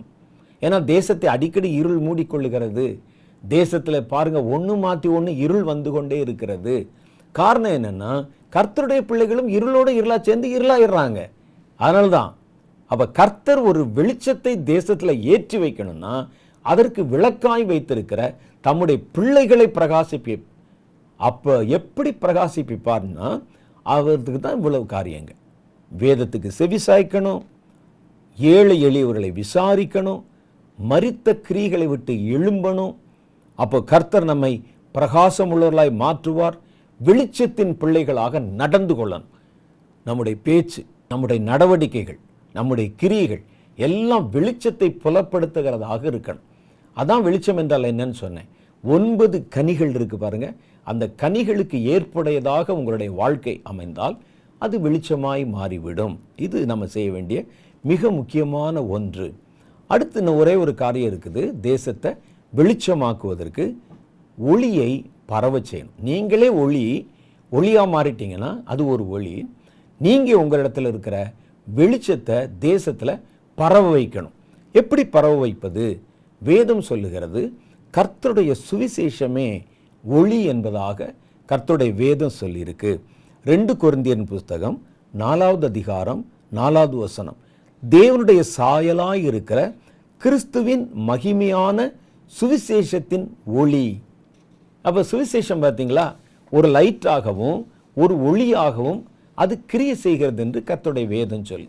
அப்ப இந்த சுவிசேஷத்தை நம்ம தேசம் முழுவதும் பரவ செய்வது நம்முடைய கடமைகளில் ஒன்று. எவ்வளவு ஒரு தேசத்துல மத பிரச்சாரம் அல்ல, இது ஒளியை பிரஸ்தாபமாக்குவது. வெளிச்சத்தை நம்ம பரவ செய்வதன் மூலம் தேசத்தினுடைய இருளை மாற்றி போட முடியும். இருளுக்கு மாற்று வெளிச்சம்தான். ஒளியை பரவ செய்வதனால் மாத்திரம்தான் தேசத்தை பூர்ணமான வெளிச்சத்துக்குள்ளே கொண்டு வர முடியும். கர்த்தருடைய பிள்ளைகள் சுவிசேஷத்தை குறித்து சோம்பலாயிருந்தா தேசத்துல இருளானது பலம் கொள்ள ஆரம்பித்து விடும். கர்த்தர் உங்களையும் பிரகாசிப்பித்து கொண்டு தேசத்தையும் பிரகாசிப்பிக்க வேண்டும் என்பதற்காகத்தான் கர்த்தர் உங்களை வெளிச்சமாக்கி நீங்கள் வெளிச்சத்தை பரவ செய்வதற்கான வெளிச்சத்தை உங்கள் கைகளில் சுவிசேஷம் என்ற வடிவத்திலே கொடுத்திருக்கிறார். சுவிசேஷ ஊழியம் எப்பெல்லாம் நிறுத்தப்படுகிறதோ அப்பொழுதெல்லாம் தேசத்துல பார்த்தீங்கன்னா இருளானது பலம் பெற்று ஆளுமை பெற ஆரம்பித்து விடுகிறது என்பதை நீங்க கவனத்தில் வச்சுக்கிறணும். ஒரே ஒரு காரியத்தை மாத்திரம் நான் சொல்லி நிறைவு செய்ய விரும்புகிறேன். சமீபத்தில் நாங்கள் இலங்கை தேசத்துக்கு கடந்து போயிருந்தோம். இலங்கை தேசத்தில் திடீரென்று ஒரு பெரிய பொருளாதார சீரழிவு உண்டாகிவிட்டது. இலங்கை தேசத்தில் செய்வதறியாமல் தவித்து கொண்டிருக்கிறார்கள். இலங்கையிலே ஏறத்தாழ 40 வருஷங்களுக்கு மேலாக இனப்போர் நடைபெற்றது. ஒரே தேசத்தைச் சேர்ந்த 2 இனத்தாருக்கு நடுவில் ஒரு பெரிய போர் 40 வருஷம் தொடர்ந்து நடந்தது. உலக நாடுகள் எல்லாம் கவலைப்பட்டு தேசத்தை குறித்து அச்சம் தெரிவித்தார்கள். கர்த்தர் அதற்கு பிறகு அந்த தேசத்தில் 40 வருஷத்துக்கு பிறகு கர்த்தர் அந்த போரை ஒரு முடிவுக்கு கொண்டு வந்தார். அதன் பிறகு வருஷந்தோறும் நாங்கள் அந்த தேசத்துக்கு கடந்து போய் கர்த்தருடைய வார்த்தைகளை சொல்லி ஜெபித்து வருவதை வழக்கமாக வைத்திருக்கிறோம். அதன்படி யுத்தம் முடிந்து 2வது வருஷத்திலே நாங்கள் கடந்து போக நேரிட்ட போது கர்த்தர் இந்த தேசத்திற்கு வைத்திருக்கிற ஆசீர்வாதங்களை பற்றின காரியங்களை வெளிப்படுத்தி பேசினார். அதற்கு அடுத்த வருஷம் நாங்கள் போன போது கர்த்தருடைய பிள்ளைகள் அந்த ஆசீர்வாதத்தை சுதந்திரித்துக் கொள்ளும்படிக்காக கிரியை செய்யாவிட்டால், தேவனுடைய ஊழியக்காரர்கள், விசுவாசிகள், சபைகள் அப்படி கிரியை செய்யாவிட்டால் அந்த தேசத்தில் என்னென்ன சாபங்கள் வரும் என்று சாபத்தை குறித்து ஒரு பெரிய பட்டியல் சொன்னார். ஆனால் கர்த்தருடைய சபை அந்த முதல் தீர்க்க தரிசனத்தை கேட்டபோதும் கைதட்டினாங்க, 2வது தீர்க்க தரிசனத்தை கேட்டபோதும் கைதட்டினாங்க. ஆனால் கர்த்தர் சொன்ன வார்த்தையை குறித்து எந்த காரியத்தையும் அவர்கள் செயல்படுத்தவில்லை. அவங்க செய்யலை. கர்த்தர் பேசின தீர்க்க தரிசனத்தை டிராக்ஸாக அச்சடித்து இயேசு விடுவிக்கிறார் ஊழியத்திலிருந்து பல லட்சக்கணக்கான டிராக்ஸ் அச்சடித்து இலங்கை முழுவதும் பரவ செய்தார்கள். கர்த்தர் சொல்லியிருக்கிறாருன்னு சொல்லி கடைசியாக 2019வது வருஷம் மார்ச் மாதம் நாங்கள் அங்கே கடந்து போயிருந்த போது கர்த்தர் அங்கே 2 காரியத்தை குறித்து பேசினார். அவர் சொன்னார், உங்கள் தேசத்தின் மேலே நான் நல்ல நினைவுகளை கொண்டிருக்கிறேன். இந்த தேசத்தை எழுப்புதல்ல ஒரு பெரிய பங்கு இந்த தேசத்துக்கு இருக்குது. அதுக்காக இந்த தேசத்தை நான் பயன்படுத்த விரும்புகிறேன். இந்த தேசத்தை நான் ஆசீர்வதிக்க விரும்புகிறேன். அதனுடைய முந்தின சீரை பார்க்கிலும் அவனுடைய பிந்தின சீர் இனி வருகிற காலத்தில் இந்த தேசத்தினுடைய நிலையை நான் உயர்த்த போகிறேன். ஆனால் இந்த தேசத்தை குறித்து நான் வைத்திருக்கிற நல்ல நினைவுகளை நான் செய்யக்கூடாதபடி இந்த தேசத்தின் மேலே ஒரு இரத்த பழி இருக்கிறது. இரத்த பழி. இந்த தேசம் எளிய ஏழை ஜனங்கள், அப்பாவி ஜனங்கள், வலதுகைக்கும் இடதுகைக்கும் வித்தியாசம் தெரியாத எளிய ஜனங்களுடைய இரத்தத்தை இந்த பூமியிலே சிந்தி இருக்கு. அந்த இரத்த பழி இந்த தேசத்தார் எல்லார் மேலேயும் இருக்கு. இப்போ நான் செய்யணும்னா என்ன செய்யணும்? இந்த தேசத்தின் மேலே என்னுடைய நியாய தீர்ப்பை செலுத்தணும், தண்டனையை செலுத்தணும். இரத்த பழிகளின் தேசத்திற்கு ஐயோ என்றல்லவா வேதம் சொல்லி இருக்கிறது. யுத்தம் என்ற பேரில் யுத்தம் நடந்தால் 2 இராணுவம் சண்டை போட்டால் இராணுவத்தில் இருக்கவங்க மறிப்பாங்க. ஆனால் இதில் நீங்கள் பார்த்தீங்கன்னா வீட்டில் இருந்தவங்க, குழந்தைகள், கை குழந்தைகள், கர்ப்பிணி பெண்கள், வீதியில் இருந்தவங்க, பொது ஜனங்கள், அப்பாவி ஜனங்கள் லட்சக்கணக்கில் திட்டமிட்டு கொலை செய்யப்பட்டு அந்த இரத்தம் இந்த இலங்கை பூமியில் விழுந்திருக்குது. ஆபேலுடைய ரத்தம் எப்படி கூப்பிட்டதோ அதே போல் அந்த ரத்தம் என்னை நோக்கி கூப்பிடுகிறது. நான் அடுத்து செய்யணும்னா அந்த தேசத்தின் மேலே பழி தீர்க்கணும், தண்டனை கொடுக்கணும். அவர் செய்த இரத்த பழிக்கு ஏற்ற ஒரு தண்டனை கொடுக்கணும். ஆனால் நானும் இந்த தேசத்தை காக்க விரும்புகிறேன். அப்போ அதுக்கு நீங்கள் என்ன செய்யணும்னு சொன்னால் 2 காரியம் இருக்குது. என் மேல் விழுந்த ஒரு குற்றத்தை நான் மாற்றிக்கொள்வதற்கு 2 வழி இருக்குது. ஒன்று, குற்றத்துக்கான தண்டனையை அனுபவித்து விடுவது. ஓகேயா? குற்றத்துக்கான தண்டனை அனுபவித்தால்தான் அந்த குற்றம் நிவர்த்தி ஆகும். இயேசு நம்மேல் விழுந்த குற்றத்தை தான் ஏற்றுக்கொண்டு அதற்கான தண்டனை அனுபவித்தார். தண்டனை அனுபவிக்காம குற்றம் நிவர்த்தி ஆகாது. அல்லது அந்த குற்றத்திற்கு ஏற்ற பரிகாரத்தை செய்யணும். அப்போ கர்த்தர் என்ன சொன்னார்னா, உன் தேசத்தில் இந்த தேசம் செய்த இரத்த பழிக்கும் தண்டனைக்கும் ஏதுவாக நான் என் பட்டயத்தை உருவி என் நியாயத்தை செலுத்தி என் தீர்ப்புகளையும் என் தண்டனையும் கொடுத்தா தேசத்தில் கல்லு கூட மிஞ்சாது. அவ்வளோ காரியங்கள் இருக்கிறது. அவ்வளோ பேர் பதில் சொல்லணும். அதுக்கு தேசம் முழுவதும் அழிந்து போய்விடும். ஆனால் அதற்கு முன்பாக நீங்கள் ஒன்று செய்யணும். நீங்கள் சுவிசேஷத்தை தேசம் முழுவதும் பரவ செய்ய வேண்டும். சுவிசேஷம் என்பது கர்த்தருடைய இரத்தம். இரத்தம் இல்லாமல் சுவிசேஷம் இல்லை. கர்த்தர் சிந்தின இரத்தத்தை பற்றி சொல்லுவது தான் சுவிசேஷமே. சுவிசேஷத்தில் ஒரு இரத்தம் இருக்கிறது, அது கர்த்தருடைய இரத்தம். அந்த இரத்தத்தை பற்றின செய்தி தான் சுவிசேஷமே. அப்போ இந்த இரத்தத்தை நீங்கள் பரவ செய்தால் அந்த இரத்தத்தை கொண்டு இந்த இரத்தத்தை நீங்கள் கழுவி போட முடியும். இயேசு கிறிஸ்துவின் இரத்தம் நம்முடைய சகல பாவங்களை நீக்கி நம்மை சுத்திகரித்தது என்று எழுதியிருக்கிறது. ஆகவே உங்களுக்கு ஒரு சின்ன காலக்கெடு, ஒரு சின்ன கால அவகாசம் கொடுக்கப்படுகிறது. இந்த கால அவகாசத்துக்குள்ள நீங்கள் எவ்வளவு தீவிரமாக கர்த்தருடைய இரத்தத்தை அல்லது சுவிசேஷத்தை தேசம் முழுவதும் பரவ செய்தால் அது அந்த இரத்த பழியை, கரையை போக்கிவிடும் என்றார். அப்போ சுவிசேஷம் ஒரு தேசத்தின், ஒரு குடும்பத்தின், ஒரு சமுதாயத்தின் இரத்த பழிகளை துடைக்க போதுமானது என்ற சத்தியத்தை நான் அங்கேதான் கற்றுக்கொண்டேன். அந்த இரத்தம்தான் நம்முடைய எல்லா பாவங்களுக்காக பரிந்து பேசுகிற இரத்தம். அப்போ இந்திய தேசம் என்ன சாமானியமாவா இருக்குது? யோசித்து பாருங்க.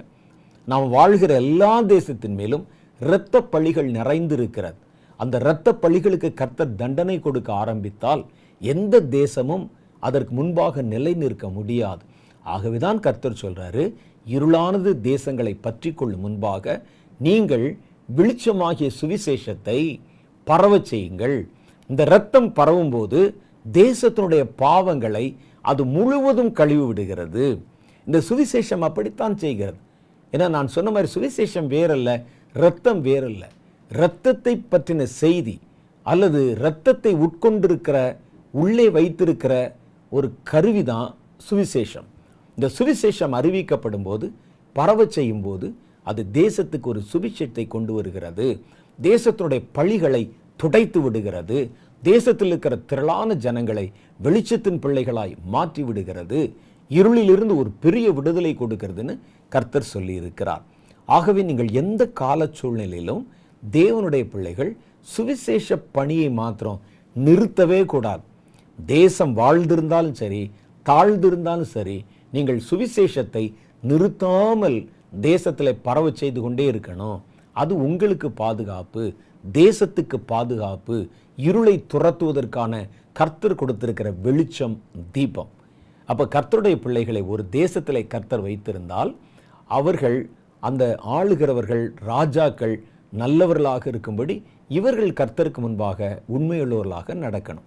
ரெண்டாவது, அந்த தேசத்திற்காக ஜெபிக்கணும், திறப்பிலே நின்று ஜெபிக்கணும். மூன்றாவது, அந்த தேசத்தில் தங்களுடைய வெளிச்சத்தை பரவ செய்யணும், தாங்களே வெளிச்சமாய் நடந்து கொள்ளணும். நாலாவது, தேசம் எந்த விதமான தீமைக்குள்ளும் போய்விடாதபடி தேசத்தில் கர்த்தருடைய சுவிசேஷத்தை பரவ செய்து கொண்டே இருக்கணும். இவைகளை செய்தால் நம்முடைய தேசம் சுபிட்சமடையும், பாதுகாக்கப்படும். தேவனோடு கூட ஒரு தொடர்பில் எப்பொழுதும் அது நிலைத்திருக்கும். கர்த்தருடைய பிள்ளைகள் தேவனோடு ஒரு தொடர்பை புதுப்பித்து கொண்டா உங்களுக்கும் உங்கள் தேசத்துக்கும், நீங்கள் அந்த தேசத்தில் இருக்கீங்க, உங்களுக்கும் கர்த்தருக்கு இடையில் ஒரு கனெக்ஷன் உண்டாகி அந்த கனெக்ஷன் அந்த தேசத்தோடு கூட பகிர்ந்து கொள்ளப்படும். ஆகவே நாம் செய்யக்கூடிய மிக பிரதானமான கடமை இவைகள் தான். இதை நம்ம தீவிரமாக செய்தால் தேசம் சீக்கிரமாய் சீர்படும். சீர்கேடுகளை கர்த்தர் குணமாக்குவார். ஒரு புதிய வாழ்க்கையும் ஒரு புதிய ஆசீர்வாதத்தையும் தேசத்திலே மலரச் செய்வார். நாம் கண்களை மூடி கர்த்தர் நமக்கு கொடுத்திருக்கிற தேசத்திற்காக, தேசங்களுக்காக நம்ம மன்றாடி ஜெபம் பண்ண போகிறோம். கர்த்தர் நமக்கு கொடுத்திருக்கிற உத்தரவாதத்தை நிறைவேற்ற போகிறோம். இந்த செய்தியை கேட்கிறவர்கள் எந்த மாநிலத்தில் இருந்தாலும் உங்கள் மாநிலத்தின் பேரை சொல்லி, எந்த தேசத்தில் இருந்தாலும் உங்கள் தேசத்தினுடைய பேரை சொல்லி கர்த்தருடைய பாதத்தில் மன்றாடி இப்பொழுது ஜெபிக்க போகிறோம். தலைகளை தாழ்த்தி கர்த்தரை நோக்கி கண்களை மூடி கர்த்தரை பார்த்து ஜெபிப்போம். அன்பும் இரக்கம் நிறைந்த எங்கள் பரலோக பிதாவே, நாங்கள் வாசித்ததும் தியானித்ததும் கேட்டதுமான வார்த்தைகளுக்காக ஸ்தோத்திரம். எங்களை ஆள்கிறவர்கள் சரியாக இருக்க வேண்டுமானால் நாங்கள் கர்த்தருக்குள்ளே சரியாக இருக்க வேண்டும். நீங்கள் கர்த்தருக்கு பயந்து, கர்த்தருக்கு கீழ்ப்படிந்து, அவருடைய வார்த்தைகளை கை கொண்டு நடந்தால் உங்களை ஆள்கிறவர்களும் கர்த்தருடையவர்களாய் இருப்பார்கள் என்று சாமுவேல் தீர்க்கதரிசியின் புஸ்தகத்திலே நீர் சொன்ன வார்த்தைகளை நாங்கள் விசுவாசிக்கிறோம். நாங்கள் வழி விலகினதினால்தான் ஆண்டவரே எங்கள் தேசம் வழி விலகி இருக்கிறது. நாங்கள் ஜனங்களை நினையாமல் இருக்கிறதுனால்தான் எங்களை ஆள்கிறவர்கள் ஜனங்களை நினைக்கவில்லை. ஆண்டவரே, நாங்கள் ஜனங்களை குறித்து பரிதாபப்படாதனால்தான் எங்களை ஆள்கிறவர்கள் ஜனங்களை குறித்து பரிதாபப்படவில்லை. எங்கள் தேசம் இன்றைக்கு தீமையிலும் பாவத்திலும் மரணக்கட்டுகளிலும் பொல்லாத ஆண்டவரை வறுமையிலும் சிக்கிக் கொண்டிருக்க நாங்கள் பார்க்கிறோமே. ஆண்டவரை இன்றைக்கு நாங்கள் உணர்வடைந்து எங்களை ஆளுகிறவர்கள் திரும்பும்படிக்காக, எங்களை அதிகாரம் உள்ளவர்கள் திரும்பும்படிக்காக, ஆண்டவரை ஆட்சியாளர்கள் திரும்பும்படிக்காக, எங்களுக்கு கர்த்தர் கொடுத்திருக்கிற நல்ல ஆண்டவரை அரசியல் அமைப்பு ஆண்டவரை கர்த்தருக்குள்ளே அது தங்களை பலப்படுத்தி கொண்டு திரும்பும்படிக்காக முதலாவது நாங்கள் கர்த்தரிடத்தில் திரும்புகிறோம். நாங்கள் கர்த்தருக்கு செவி கொடுக்கிறோம். நாங்கள் கர்த்தருடைய கைகளில் எங்களை தாழ்த்துகிறோம். கர்த்தருடைய வார்த்தைக்கு இப்பொழுது நாங்கள் கீழ்ப்படுகிறோம். இது நாங்கள் எங்கள் தேசத்துக்கு செய்ய வேண்டிய கடமை. ஆண்டவரே, நாங்கள் கர்த்தரோடு இருந்தால் கர்த்தர் எங்களோடும் எங்கள் தேசத்தோடும் இருப்பீர் என்று நாங்கள் பரிபூர்ணமாக விசுவாசிக்கிறோம். இரண்டாவது, எங்கள் தேசத்துக்கு நாங்கள் ஜெபிக்க வேண்டும் என்றீரே. என் நாமம் தரிக்கப்பட்ட என் ஜனங்கள் தங்களை தாழ்த்தி என் முகத்தை தேடி ஆண்டவரை ஜெபம் பண்ணி என்று வேதத்தில் எழுதியிருக்கிற வார்த்தைகளை நாங்கள் நினைவு கூர்ந்து எங்கள் தேசத்தின் சேமத்திற்காக நாங்கள் இனி தொடர்ந்து ஜெபிப்போம் என்று கர்த்தரிடத்திலே வாக்கு கொடுக்கிறோம். ஆண்டவரே, இது நாங்கள் வாழ்கிற தேசம். தேசம் வாழ்ந்தால் தான் நாங்கள் வாழ முடியும். நாங்கள் மாத்திரம் தேசத்தில் தனிப்பட்டு வாழ்ந்து விட முடியாது. எங்களை சுற்றி இருக்கிற தேசம் ஒரு சேமத்தை பெற வேண்டும், ஒரு ஆசீர்வாதத்தை பெற வேண்டும், ஒரு மகிமையை பார்க்க வேண்டும். இதில் இருக்கிற இருளெல்லாம் விலகி போக வேண்டும். திறப்பிலே நிற்கவும் கதறவும் ஜெபிக்கவும் கர்த்தராகிய தேவனே, நீர் எங்கள் ஒவ்வொருவருடைய இருதயத்திலும் ஜெப ஆவியை ஊற்றுவீராக. எங்கள் தேசத்திற்காக நாங்கள் புலம்பணும், கதறணும், அழணும். ஒரு நாள் அல்ல, ஒவ்வொரு நாளும் 5 நிமிடமாவது நாங்கள் ஜெபிக்க நீர் எங்களை ஜெபத்தின் ஆவியினால் நிரப்பும். ஆண்டவரே, தேசத்தை நாங்கள் நினைவு கூறுகிறோம். ஆளுகிறவர்களை நினைவு கூறுகிறோம். அதிகாரத்தில் இருக்கிறவர்களை நினைவு கூறுகிறோம். பொருளாதாரத்தை நினைவு கூறுகிறோம். ஒவ்வொரு காரியங்களுக்காகவும் ஜெபிக்கிறோம். சாத்தான் கொண்டு வருகிற தீமைகளுக்கு எதிராக எதிர்த்து நின்று நாங்கள் யுத்தத்தை செய்கிறோம். ஒளியை வஸ்திரமாகவும் ஆயுதமாகவும் நாங்கள் அணிந்து கொள்ளுகிறோம். கடைசியாக ஆண்டவரே, தேசத்தில் நீர் எங்களை வெளிச்சத்தை கொடுப்பதற்காக வெளிச்சத்தின் பிள்ளைகளாக நடக்கும்படிக்கு எங்களுக்கு அறிவுரை சொன்னீரே. கர்த்தருடைய வெளிச்சம் இந்த பூமிக்கு வரணும்னா அது தேவனுடைய பிள்ளைகள் மூலம்தான் வர முடியும். எங்களை நீர் வெளிச்சத்தின் பிள்ளைகளாக அங்கீகரித்திருக்கிறேன். இருள் சூழ்ந்த இடத்துல எங்கள் வெளிச்சம் பிரகாசிக்க வேண்டும். மலைகளின் மேலே ஏற்றி வைக்கப்பட்டு பட்டணம் முழுவதற்கும் அந்த வெளிச்சம் பாய்ந்து செல்ல வேண்டும். எங்களுக்குள் இருக்கிற இருளை மாற்றும், அந்தகாரத்தை மாற்றும், எங்கள் நடுவில் இருக்கிற ஏற்றத்தாழ்வுகளை மாற்றும், ஜாதி வெறியை மாற்றும், எங்களை அந்தகாரப்படுத்துகிற எல்லா கிரியைகளையும் எங்கள் நடுவில் இருந்து எடுத்து போடும்.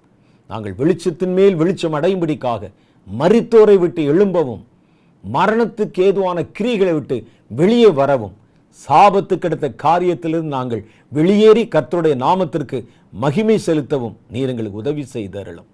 ஆண்டவரே, நாங்கள் இன்னும் வெளிச்சத்தை பெறத்தக்கதாக வேதத்தில் கவனமாய் இருக்கவும், வார்த்தைகளை தியானிக்கவும், வசனத்தினால் எங்களை வெளிச்சமாக்கி கொள்ளவும் நீர் எங்களுக்கு அனுகிரகம் தாரும். நாங்கள் வெளிச்சமாய் இருப்பது மாத்திரமல்ல, நாங்கள் வெளிச்சத்தை பரவச் செய்கிறவர்களாக, நாங்கள் வெளிச்சத்தை விதைக்கிறவர்களாக, எங்கள் தேசத்தில் இருள் அந்தகாரம் மூடிக்கொள்ளாதபடி அதை வெளிச்சத்தினால் மூடும்படிக்காக எங்கள் கைகளிலே வெளிச்சத்தை கொடுத்தீரே.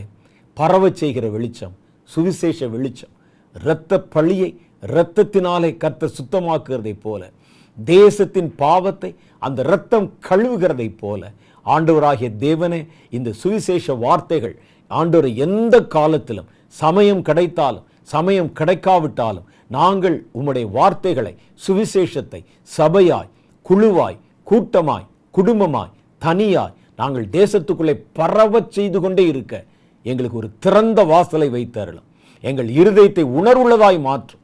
இருளை குறித்தே நாங்கள் புலம்பிக் கொண்டு காலத்தை விரயம் செய்யாதபடி இருளை துரத்துகிற வழிகளை குறித்து சிந்திக்க எங்களை கவனப்படுத்தும். இந்த வார்த்தைகளை கேட்ட ஒவ்வொருவரோடும் நீர் பேசி அருளும். நாங்கள் வாழ்கிற தேசம் எங்களுடையது என்று நாங்கள் அறிந்திருக்கிறோம்.